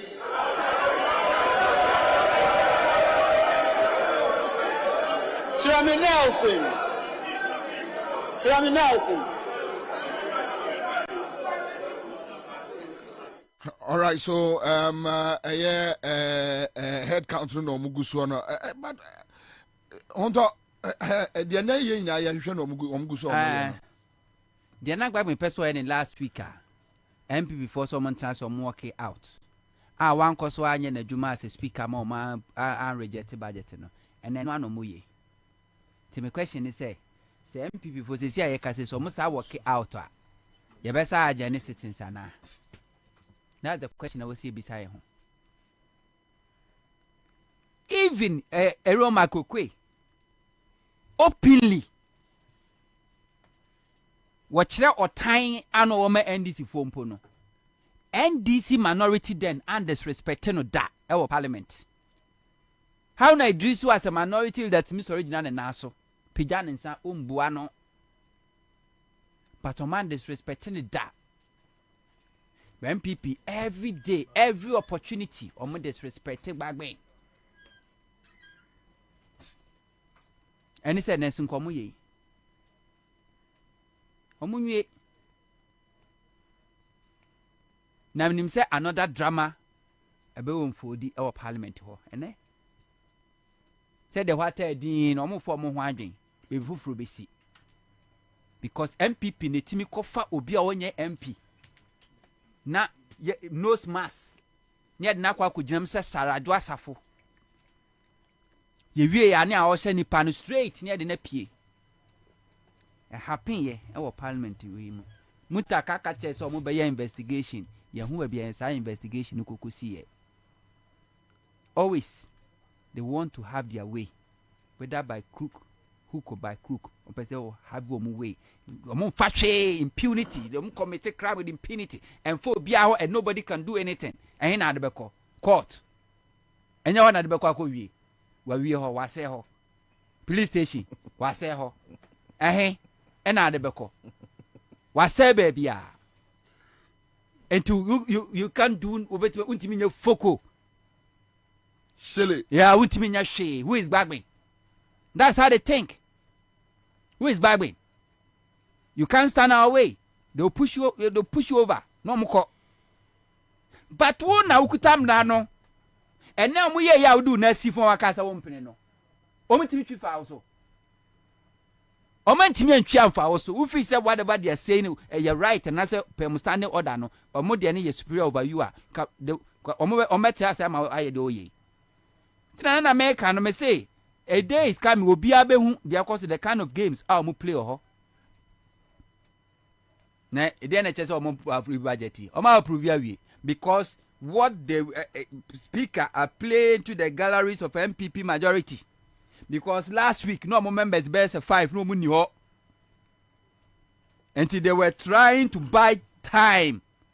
And buy reporter but onto we are media practitioner. My question to say, what is the big deal about whether they will approve or they shouldn't approve? I mean, if they don't approve it, how do we benefit from that as a country? How do we benefit? And I say rules and regulations for fair play. And into near Shishemra, edited to be sure. Obi a con, obi kobo boxing, and as a football game. Near Shannon, on my Asheno. Shanna Ashanen in Yanni Yao, Nemo quite fast with the Shannon, officiating. Nana, and Tokwa is so football. Yes, and Tokwa is so football, Nana, because say, new opponent, no. I play excellent football and watching in the end yarn and Tokwesi. A officiating. Pepe. Say, and then ya, Uchina, at the Cronwire because I'm running society. Parliament is Jenim Rano and society. Massa Casa Ubekaya. Say, Boba Kupena, Omo Boya, opponent no ball party, ye cheer ball. Here you kotoko, head here. House for the boy a Bobie Wokumasia. That you remember say, Bobie say, my do not tell me this as a beba. I don't know, or 240 the other. Your Bobo dear, bre, ye tissy party, ye cheer born, yes, yes, for some rank cry. Born, ye mobile. I dare you, just forward to yesterday. Ya je penalty, yes, ye munye penalty. I am more in yes, born ajo. I know. Ashanti Reggae is a land of possibilities. I know. You don't want a baller. References here, but ye shed the other about me. I don't know Raho to the power by but Ebini officiating. Say Yama Kwakudia, Ghana Mrano. Enim kwaku n'enim atani ni mama. Yeah. Emra na edi asimesin eno na edi obentin. Enti Parliament one must standing orders. No, but the point is, if we don't approve it, how do we benefit as a country? Na budget I approve it for the past 7 years. Then you film. And I didn't film.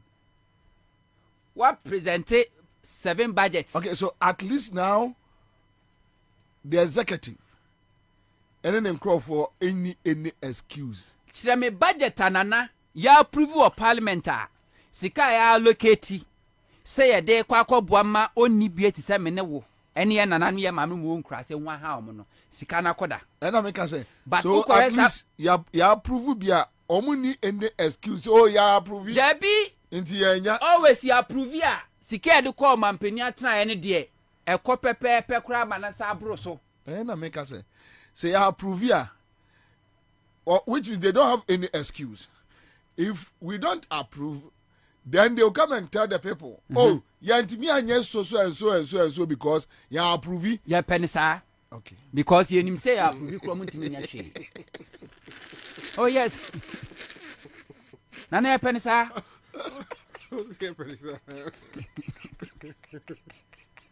Two boots. You approve it budget. Can read budget. Parliament approve and I'm quarter a close to boot. Nana approve you. Ya approve no close to boot. It was even before budget. Yes.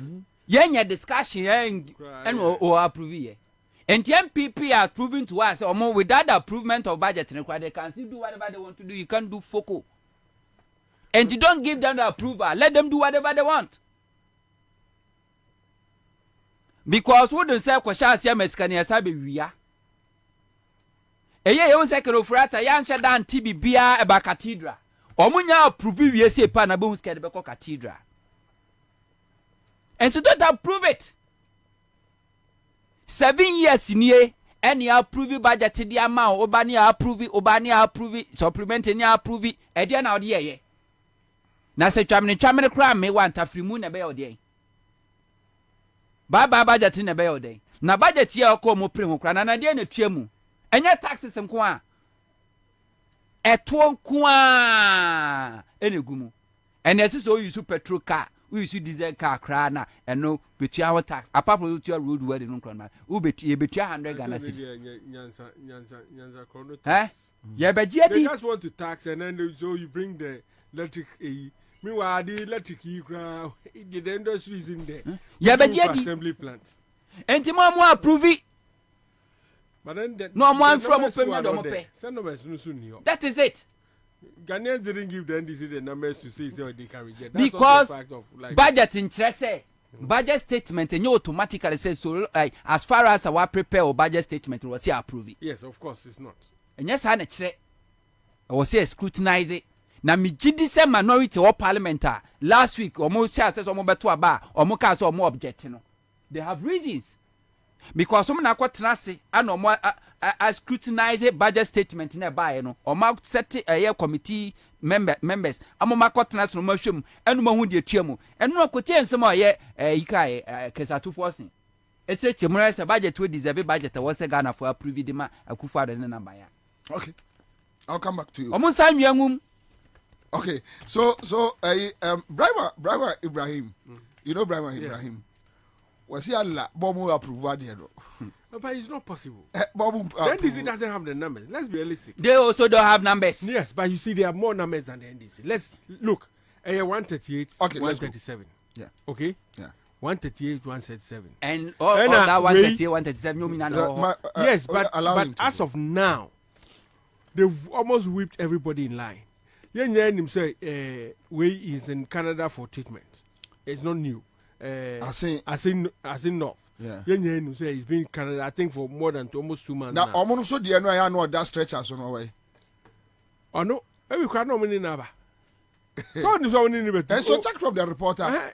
Reporter no so check. Oh no, my friend say. So na no a minister of chieftaincy. No. So him say here money share ambulance move park you. My friend say a numu or something. Yeah. Don't find out from reporter and see a board you know so now so then you even if he is not there they still have one lead advantage because they just NDC ni back on your in the 137, 136. Yeah. First, no, it was a bit tight because now it was a full bomb. Buga. But they see also what town? Kojokum. Okay. Frank Kojokum. Inti, the reality is, it be a campaign into most of the people were outside. Maybe I mean anybody drink is not about approval. They have the numbers. Say Anka, Ghana for 2 baby my NDC here. Then you can say that they expect the NDC to be able to stop some of these things. But in this case, no, the reality is that MPP still has one advantage. Now, baby, I mean, anybody dream is the speaker's, because I'm even surprised there.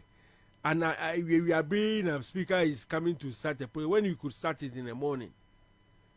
And as okay, you know, if you had an opportunity, you know the rules already, and they've applied the rules, and the Supreme Court to the sense that once the people enter the house and they are counted per the rules, no MPs are counted, you know. More is it here? Their numbers to continue the debate. That was their own rule. Mm-hmm. So that is what the speaker should have done when he had the opportunity last week. And now I reject it. So that they can come and represent it. But at this point in time, he sure say, when the they were probably calling their people or waiting for them to come. That's it. Time no musu yempene say na mo numbers na mun nim say bi mu nio. And you know we waste time just to make sure that nipa ba do and to be do ya then they will start agreeing say okay yankin kind. So for the MPP to agree say okay ni see yempene must speak in yet because it's against the rules no. Yempene so I must tell you that they know they have the numbers. It's still possible say be amu ni numbers no but mu di bugeshe Takashi say be a briefly nipa no okay. And you see there been a case where there been allegations of the clerks counting people who were not present as present. Yeah. Internum point speaker no kwakwakan yo. Clerk Sebi if it's in the same mood na ohun kojo azama obetimi aka kojo as kojo no aka na azama. So it's a bit tight when the NDC says oh yeah a little bit difficult. Okay, so it has been approved 138 yes, 136 no, 1 absent. I told you. It means that they have a chance of moving so moving Kofaba. Good. Say who say NDC minority. Said no. Oh, that one there. Say budget way ya approve it. And the taxes no more day bano. NDC for send him. But that is how it has been. Yes. Always. So it's good. No, you can't say good because at least Ghana for me say NDC for him. But now, what my problem was with more approval, as if the NDC can, in this instance, no reject it. No, it will pass. But then their position is but clear. But there's a speaker, not speaker no or paper. So last one, no? That's what he should have done. Yeah, last week was the so time. Sometimes you go cause of speaker now. Sometimes one kasa ball na betre. O pass na beche go ye be show. As I say speaker no. Wow kan. Bagwe na approve budget way. Enya majority. Eye Bagwe. And na approve budget. It's true. Bagwe na approve budget way. Let's be on record. Bagwe and na approve sa budget way. Because they didn't have the numbers last week. Well, yeah, so Bagwe too that edition. And we'll buy more time for them to be present and take back with now approve it. But NDC minority and sending Poncho Pilato was show among hands. But remember back to Obama as a senior media practitioner. From the day I vote to my Honorable Aban Baben, what assessment is it? I think there have been some pluses and minuses. Except that sometimes, you know, expectation, no? But you need to weigh the scale. That's what I'm saying. Is that sometimes he's been vocal in trying to move certain things on a parliamentary front and in Yamanema. But sometimes where you expect, say, he will show strength. So Obe ma what was it? No, he is his own man. Or sometimes no, what was say a way because you belong to a party, you can't go and sit there and say oh, I'm just a speaker. Why? I never go on your speaker. Yeah. All those people, I show you how to be ubuga, and I think that is where the failure is. Sometimes no on your opportunity now. I also find and if there's a disrespect for the MPP, it's also because he's not been able to assert himself in a way and conform expect it. So the mechanism, but overall, no, he's also pushed certain things. And maybe to share numbers now. Or share numbers now. He looks at his limitation. I don't know. Wow. Wow. Anyway, but my man getting for comments quick across. Juliana Belinda Obri says now finally the budget has been approved. Okay, Richard Aquas is watching you live from Tadi. Bobie, you guys said you'll be coming to Takrade. And Mama. Okay, so Richard, definitely. Yeah, boy, ya but Takrade Abeye Juma. Let me do a neutral says yes. Babin was in America to visit Akufo-Addo. I think these are some of the allegations. You know, meeting Akufo-Addo, why they are no enemies. He is a speaker of parliament, and he is a president. They can meet anywhere. They can meet in Ghana. It doesn't mean say meeting Kramunti Minya Ghana, America, no some coin. Say any Yankopon. Oh, but I don't want to work with it. The reason why is a massa. We speaker, now we are firmer. In fact, there have been instances under Akufo where not under both Mills and before. Sometimes the majority and the majority meet. They agree on certain principles. And so floor na abobuga. Oma pre we bill we support to. And to uba floor na yabobuga. We all agree to this. It happens. So meeting with somebody doesn't mean say what our dream. You understand me? If you are meant to be strong-willed, you'll be strong-willed. No, but if indeed it's true, say yes, omu meeting and yeshe. But any actions aftermath the meeting. Yeah, so blame the person for his actions. It's not because if it's not accepted. But the meeting could have probably influenced the actions. Then it means you are a weak person. This is a Akufo-Addo. This is a Akufo-Addo with me starve Parliament of funds. Sikakra was a releasing about Parliament. No more dear Jumano. Because say mo nya the open to Akufo-Addo make me starve Parliament. Now back now move free Nyama on credit. Now the operating. It's a sign of weakness. Look. On that score, let me tell you, I praise Akufo-Addo. Why? Why? He's playing his best strength. If you chose to be weak, you are weak. Leadership sometimes deserve leaders who are strong too. I thought there'd be a diplomacy matters, and you must have a balanced leader. Maybe you thought would be Buga. And that's why we're Buga too much or something. But if you make yourself weak, everybody will take advantage of you. So if parliamentarians choose, now executive Mubuga, they've heard onto your budget, and then they come. When they come and talk sweet talk to you, then you pass. And you want me to be blaming the executive all the time? Yeah. Parliament has a problem. Yeah. Look, and it's not only Bagbin. Yeah. Look, even the minority, as a group, and they are being look at the finance minister, and yet majority for the country is on resigning. Papi mine oko IMF hwekoyokum so we catch us there sorry hwekoyokum eno mo de no kono hwekoyokum ontimi nante o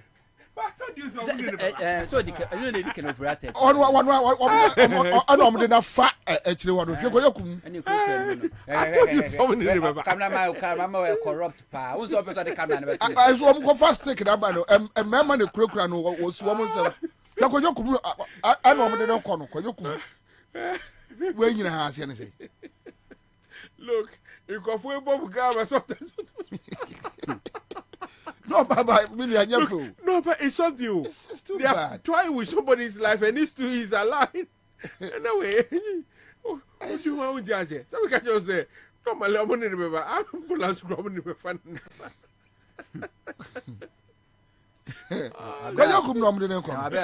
But it also tells you, say, they took this thing extremely serious. In the time now, I'm going to say, they almost say, be moon and question. Yeah, a strategy. Intina, because I wo. If you majority, you also start the meeting early. Then can speak. If you have the numbers earlier, now wo koroma. Say you know in the wait me anyway. That's where sometimes I have a problem with Parliament and the speaker don't nimbugabo. I know on pebugabo. Anyway, but yeah, hear the content of the budget. Now we have heard say Oma withdraw a restrictive bill no, and you know common aqua. Now there are some aspects beverages. Say 20% extra tax no is starting. The appeal 20% shall say. And I did baby, patch of a baby. Almost say a musi tax 5% across board. Across board. Okay, so help us to deal with the content. I think there's something I've come to admire about Kenufuriata and in the budget every day. Yeah. Me nim say we hu. Man people buy answer a very ready budget no. What happens in say we increases across board telco for omunya be tutu omunya mu before came back up. Check. Most major Umbeto to Bansana can Parliament before budget you will go and read the budget. Services, most services, they will start increasing it. Because the whole idea is to delink the budget from Sanyeme into the person kind budget. Now in Kofa can say, hey, budget Eddie into Tumbua and into Tumbua like increase into Wabem into Mu Wabem. You know, so there's a very deliberate look. I believe that they often engage those stakeholders behind the ground, background, and tell them, say, Charlie, proceed. Munkotum. That way, it takes the blame also of government. Can I say, for example, MTN increased their data rate just I think a week or so before. Yes. Yes. Who are you going to blame? Abai. Say MTN. But can I say that increase will benefit Abai? Because Abai percentage of tax on that will also go high because of the increased rate. And a service Sebi or another industry Sebia in Kofu have become so used to say they can't do without. Inti akwako ese otumwa in Kofu be complaining maybe or metitisu kakra, but in the end they will still have to use data, they will still have to use the service. So government projections on ABA revenue in terms of taxes, revenue from MTN telcos, no, it will be it's a clever way of hiding it. Yeah. But it will increase. And I'm saying, would you share go through Ken's track record as a finance minister? That's been the practice. In the idea or no almost one it's just a matter of engaging in the background. That slows move. Become project no more be proceed and do it. It's engagement, diplomacy, and I think that one also now because a smooth operator, share white no, yeah, or what he says it is no, or the kodo, oh yeah, so it's for me. I'm not shocked about Nyeme Ekokokosu. As for budget details, need there, Maza. What happened? what will happen? It will happen. We are used to it. They will increase it. They say akpatachi kromu debate so. Akpatachi 20%. Akpatachi ba. Me sure say we crampo. The guys and come to so. No, but akpatachi now more to know. What is it? It will reflect on the consumer.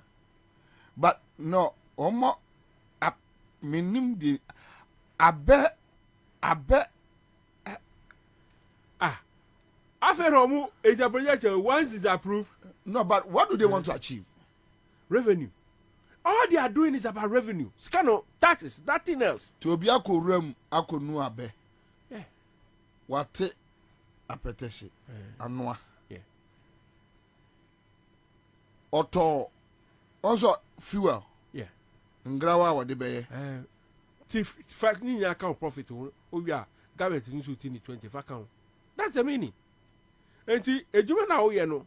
So can the series na o to government take as me 20%. Enti one person mo cut down bitters.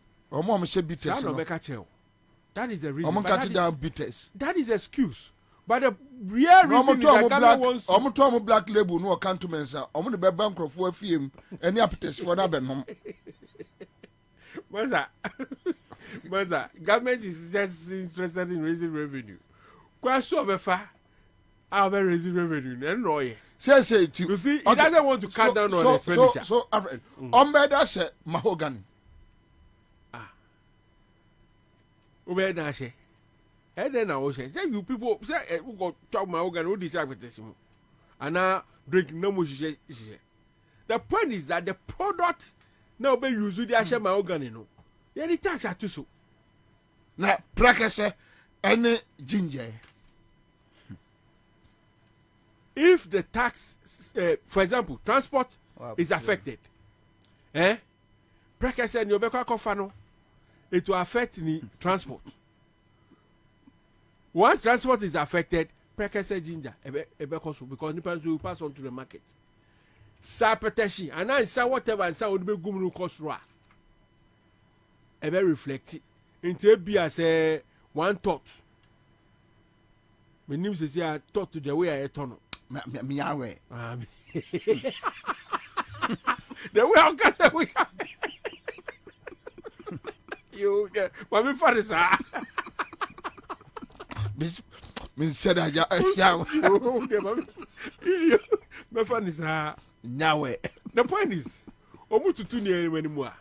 Say a market. Wow, market now to your man. You can't do a unim say. And I can say, yeah. Omu, GMJ, Saba na bakuna ne popular museum someone. It's a clean or something. Clean. Okay. Clean. Any name and name. What them said they used to be 3.5 kilo per bag, and now at 2.5 for price I because more first you 5 if so, but they were selling it at the same price. So much say 2.5 because and 25 kg rice no. They say 24. Do na 24. I'm see listen I say clean soft. Clean soft. And bakukra also you clean. Yeah. All those bags used to be 3.5 kilo. And then most of them are 2.5. Price also change 30. It's a way of making sure so they will survive. Because Sebi taxes need cost now go high. And the onozo to mean judgment no wakaze ijumanegu. Into or reduce the weight now. Otona. No I say increase the price to make up for the law. That is what will happen. And simple economics. Minister ni dia ni say. Ehia no ani say. Afi no the projections car no pay or taxes mo. Wenya. And I catch na ni say Sebi. Ti the expenditure in governance is so. Sika mu say onyema bebrebe unhia te so. Omo mu flash government machinery sebi mutwetwe bebre ye hu adwuma mu ye ebi mu kwa wo ha sebi o madwuma mu ya ni se Facebook yeah o ya nkofo Facebook ntu oye adwuma ni din just need tego so bebre enu anu adwuma mu ye ba mu dia kete reduce those things. Even if you're not going to create unemployment by not reducing those things, reduce the cost overheads in some way, they won't do it. But they want to be able to generate the same resources or more, so that I say they are meeting their target. And the taxes in there and one of the better, because it's made it quite clear, say, no other means will do. As for near Musomudia, Omodia withdraw it. Look, it was just a strategic means of controlling the market. And yes, Sabita Frachet, to say, you my dear, you may be import to call importua. You call whom was what you are talking. And then I can say, I need now modify an issue at the creative monopoly for Sabi to groom a certain industry. Because what would have happened is I can next year. Now, who call this in no MPP? I don't know my one. Yeah, we are. Or more, the committee ni minister and basis will be millionaires. Call him. How this country works. The corruption, the moment you create a bureaucracy, in Kofu, they won't even have the time to go through everything. They don't say, oh, by any say. And I don't need to say it this week. And Papa B, or say, oh no, yeah, food be way. Or call as you go to your 20,000 years. Can you imagine? Oh God! And I want to come home. What kind of broche? Government reps are there. Yeah. That white guy. Yeah, and he's not the only person. And then, we've had it be repeated. So how were you going to create a monopoly of a minister at this idea what you import in the country with millions if not thousands of importers? Look, yet me importer be on the container back or the bar obi also they are major importers. So all these people were going to go through the ministry and the minister, and all this is not meaning say violates international rules and regulations be a journey. For example, on Nema Obet Timia attacks, they knew. And to be say, a dear thing I do more nim, and so now we on person. So far as I'm concerned, it was just a revenue mobilization to create an industry. Within 1 year, no, the experts or the Omombe holding the industry, no, they would have decided and packaged them out. Until Uber revoke they would have been strong. Because they are in control of those sectors of the economy. That was what they wanted to do. Nothing else. Already, why your system? Exactly. It was more your system. Look, Emo, any city, you were about 5 or 6 companies that control. Pe really? Maza, Emona whether a friend Kojo, Lele, Yayo, whatever. Or more to me, I say company are producing different products with different names to compete. It comes mostly through the same importers. That was what they wanted to create. And to me, sometimes if you have me see, look, the MPP shows that they are a party that focus on making their members, few of their members very rich and nothing else. It's not about OT say you can't be social policy beer and your money film. It's influenced more by where you see be card beer. But question no card no. They've created a margins in their money, and it's a public good, but there's a serious private benefit. That is what is happening. What's that? Dr. Lawrence, friends of JDM. Yeah. Susu 80 Enotre. Susu UK. But the content of Anna. Budgetary. This is the government.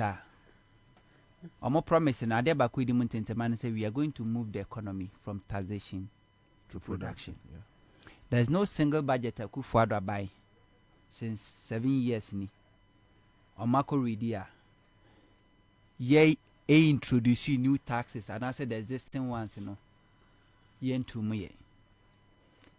One, ye can say customs and excise duty on sachet water, bottled water, malt drink, beer, wine, spirit, cigars, plastic product, textiles. A year, Juma.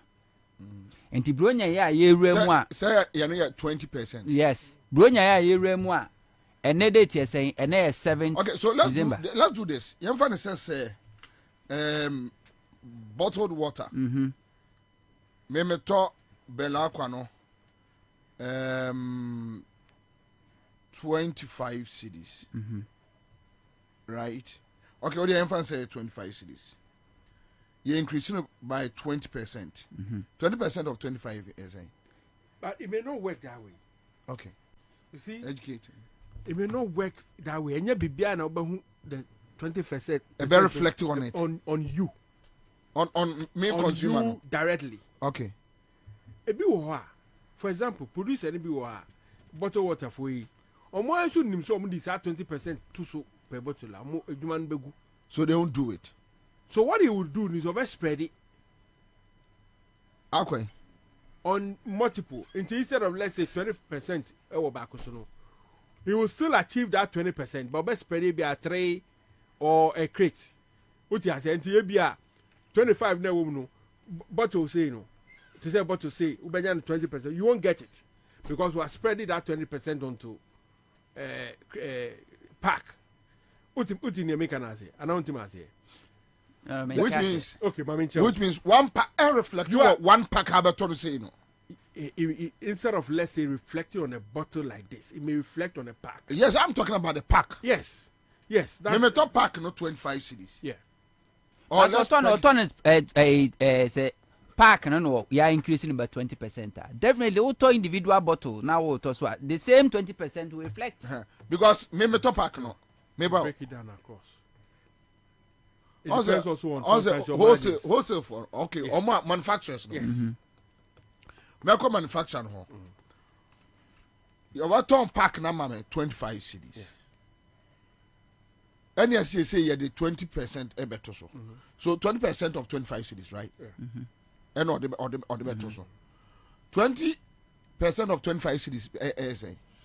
That will be 4 cedi 50 pesos. No, 20% of 20% of is 20. And 20% or 25 Ghana cedis. But 10% 2 cedi 50 pesos. Yeah. So that will be 50 kind of 5 cedis. 5 cedis, right? 5 cedis. 10% of a year 25. and 2 cedi. 50 pesos. Yeah. So 20%. So you are doing 5 cedis. Yeah. Yes, you are doing 5 cedis. Right? Yeah. And say me baba turn 30 cedis from the wholesale. Na me make the way me shop mu. No da kugum na. Na yi no 1 electricity no see betu. Electricity no ya tum. And lorry fare. Automatically Ghana for pricing. Ghana for pricing. Prices will go up. Yes, Ghana for pricing. To say a bottle water here near turn 3 cedis. A beko 3 cedis 50 pesos. Because Ghana need farm on farm 3 cedis 20 pesos. Or the beko 3 cedis 50 pesos. Exactly. Yes. But the point I'm also making is sometimes where product crack ne say you better to name. Yes, exactly. That one so is don't work with the the cracker is a better and you show na ya 3 cedis. The na me no manage once and come share the margins na be ba. Margins no very simple. Nana Ghana in says are there 1 cedi near 2 more. You better to name. 1 cedi 50. And they are natural. And now 3 cedis.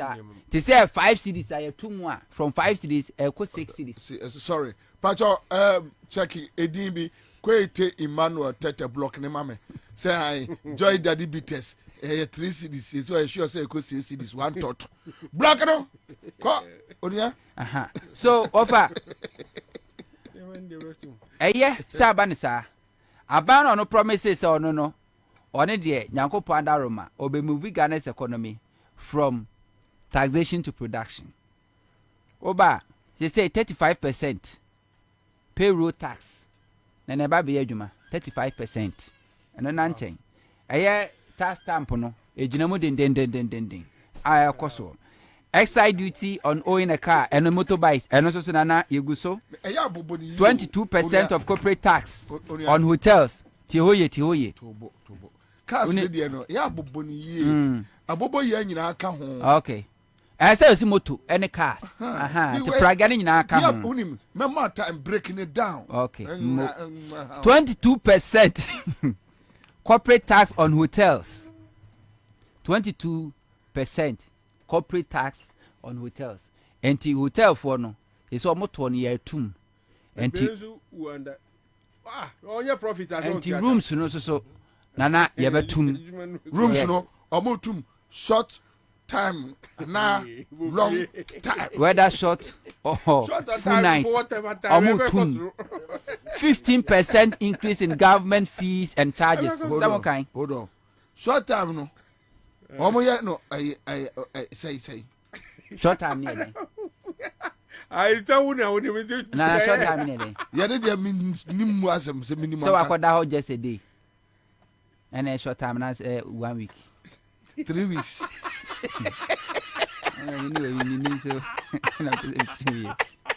And every said 3 weeks. I can't even say 1.75 tax on the remittance Bogafo and ne see a TF where we so be bufu see I know fan phone.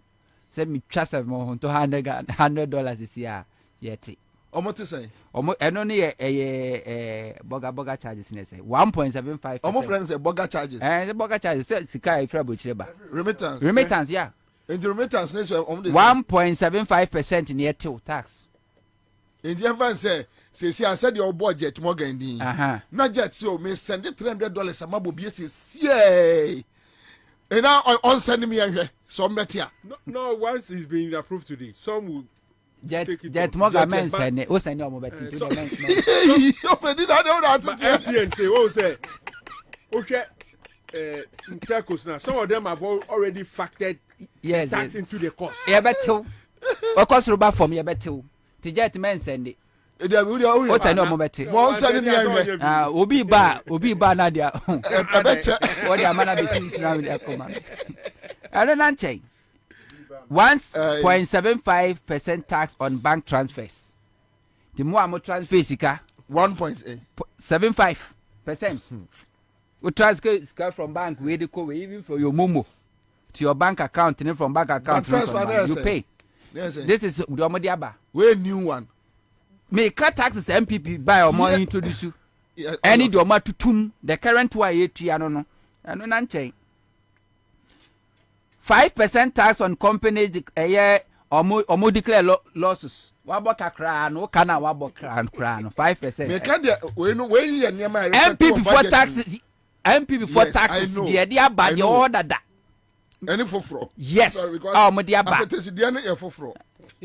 Enti company no wabo kakra no kana wabo no 5%. We say tua. E dey ama aba. Enti emusuo so wabo ka waba. Semu. O company collapse cry no cry asem. Afei a profit before tax levy on companies. I just say a toy no say there ba be ho. I just say before cry be declare profit when you year no. Na no so to how betua. 25% increase on tax on gifts and gains. So be charged jet more gan say ma okay. So bonu humusuo. I decided $300 to more. And I make us more humusuo. You see a be a deduction. 1.75%. And no nanchen. 25% a gift. Na chance and you. Na chance we dey. E pa to mu bia mo he na mo mu musuo. E congratulations e di pa be di dia yi.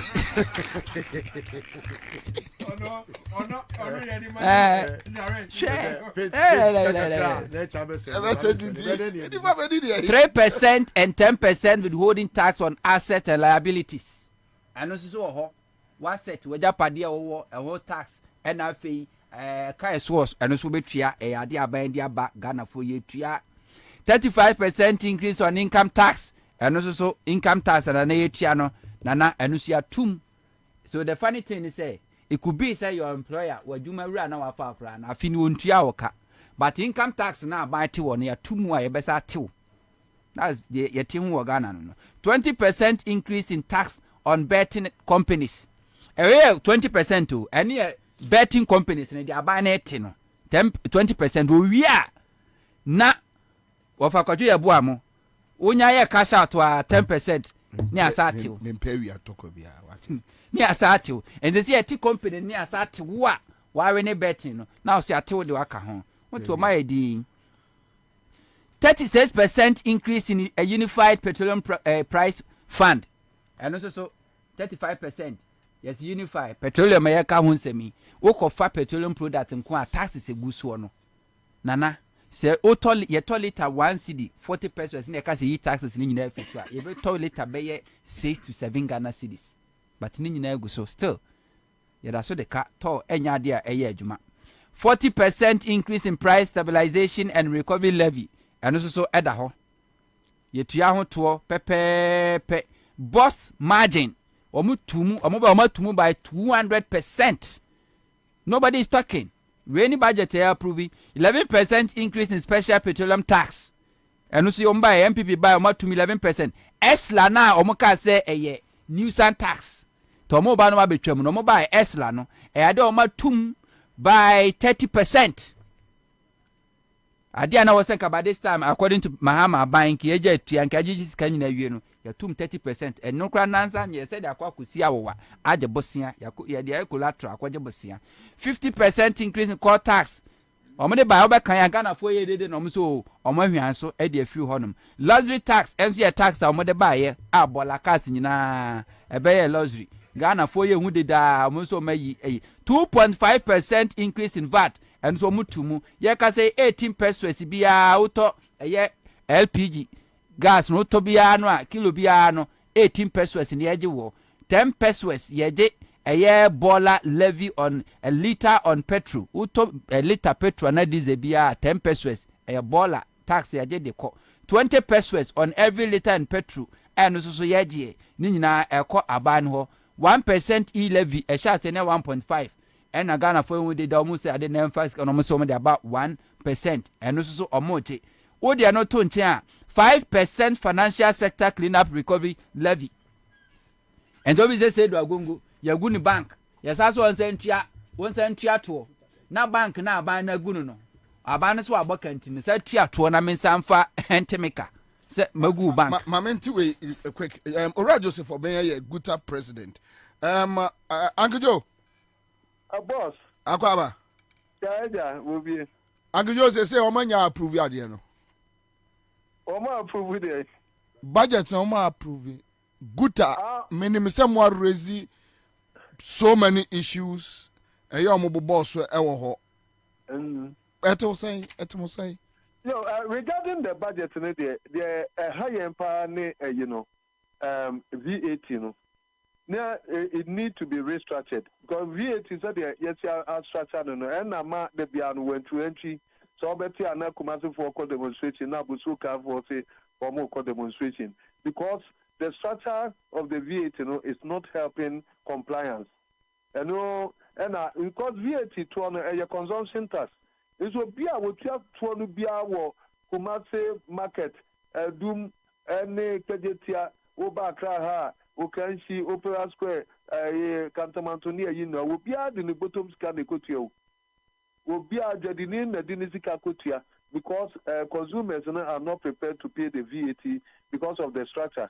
Because a 12 bacono, you are 22%. That's the flat, the standard rate. Almost the year it cumulates to 22%. And a one flat rate of 4%. And one more by virtue of threshold of 200,000, one more the woman 20 bikra ni now so legal any na you want the same space of trading. It is consumer also option to buy from any of them. It is they go to the person who doesn't charge the VAT as against those who are charging. And so what system is this? A uniform. Now it may ensure good compliance. Now at the fairness every now. And here no there. Ya travel petition. Ya travel ya stakeholder input to court. Ya the SCA biano. To say Oma and restructure a trona Oma yenide and Ukraine. You can say a year down here, but there are other things that you can't get now, so we reduce taxes. And no one can the cost of doing business were high. And in Nano, or more amphibia yetuma. But not be here and can see a pano, and then can you VAT no. I know so no, or more amphibia yetuma. You have a so near to us. Na ZBC Aqua, a baby, ya traso, but Ukraine, fa a hojo. Any ahogono emra GA reform so almost obey vigilation everywhere so because the Toronto is saying ya utmi emfa officers metrami so certain na atemi po many to na bra consumer no any ready so between and they should be ready for that.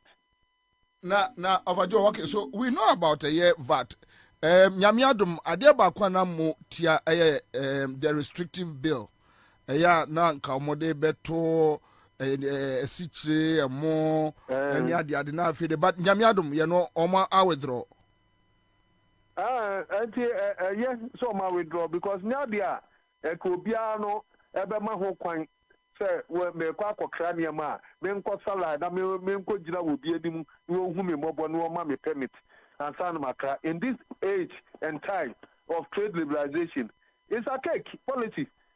Now, I didn't also before Krawa, and they say America say when we say poultry products in Nano, or no so more, it was our restriction, and so it didn't yield any the needed resource because from 2013, there's our import restriction, was you sector, by this time, expecting to me show up local productivity of poultry.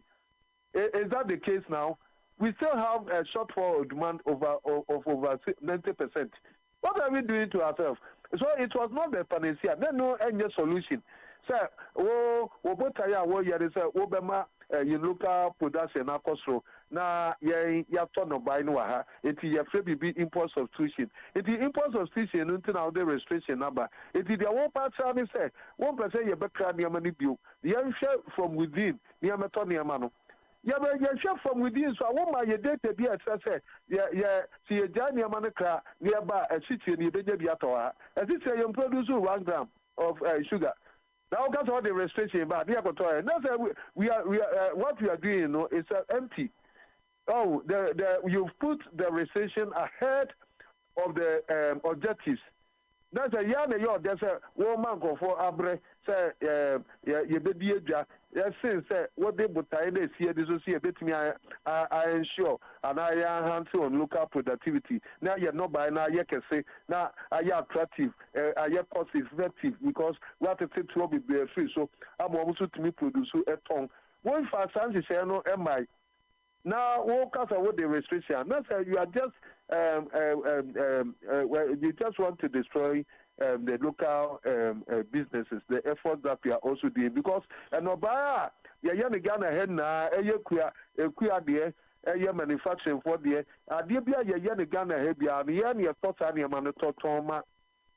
and consumers no na shortfall no yakwamanone akwa kofaba. Play there positive. More beyond that will be as importers ye diabo yaniama economy no. Mom near economy no. Sadiamana ye crazy and crama and come out for better mopega. Prices are and a month for better to near memoir because we enjoy monopoly. The young crowd into one to our factory Bakubia, woke up top house, but get it. Yeah. What kind of those days near the chit in the Tony? Yeah. What would my dear, ya do more at some point time, no more cat for October golf. What kind of golf for a normal cogit? Sometimes your permit. Then your man will be on my to cogit your cogit it. Woke up at the abusement at all, woke up at the auto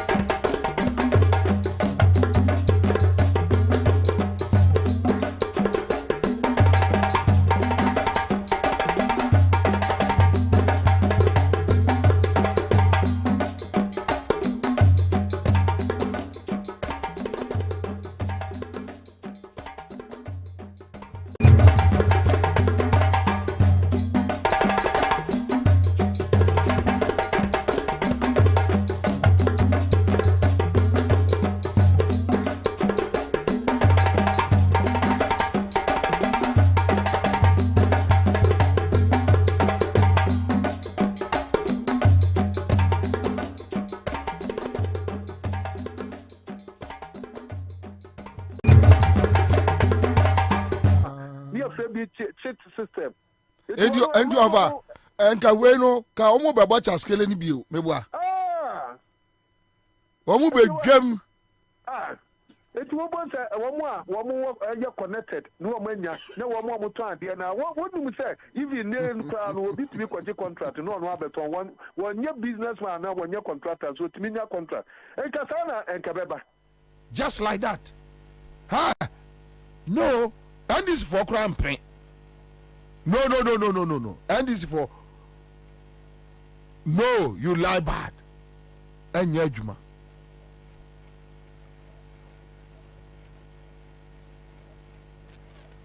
Kani GVG. That's low.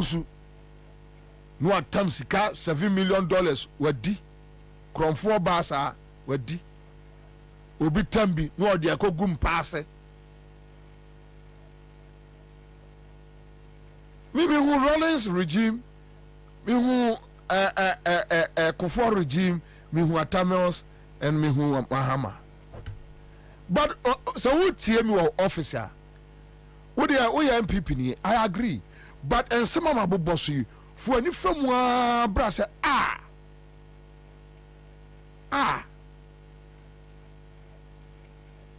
Atamels crowd and a banner Ghana phobia nimno.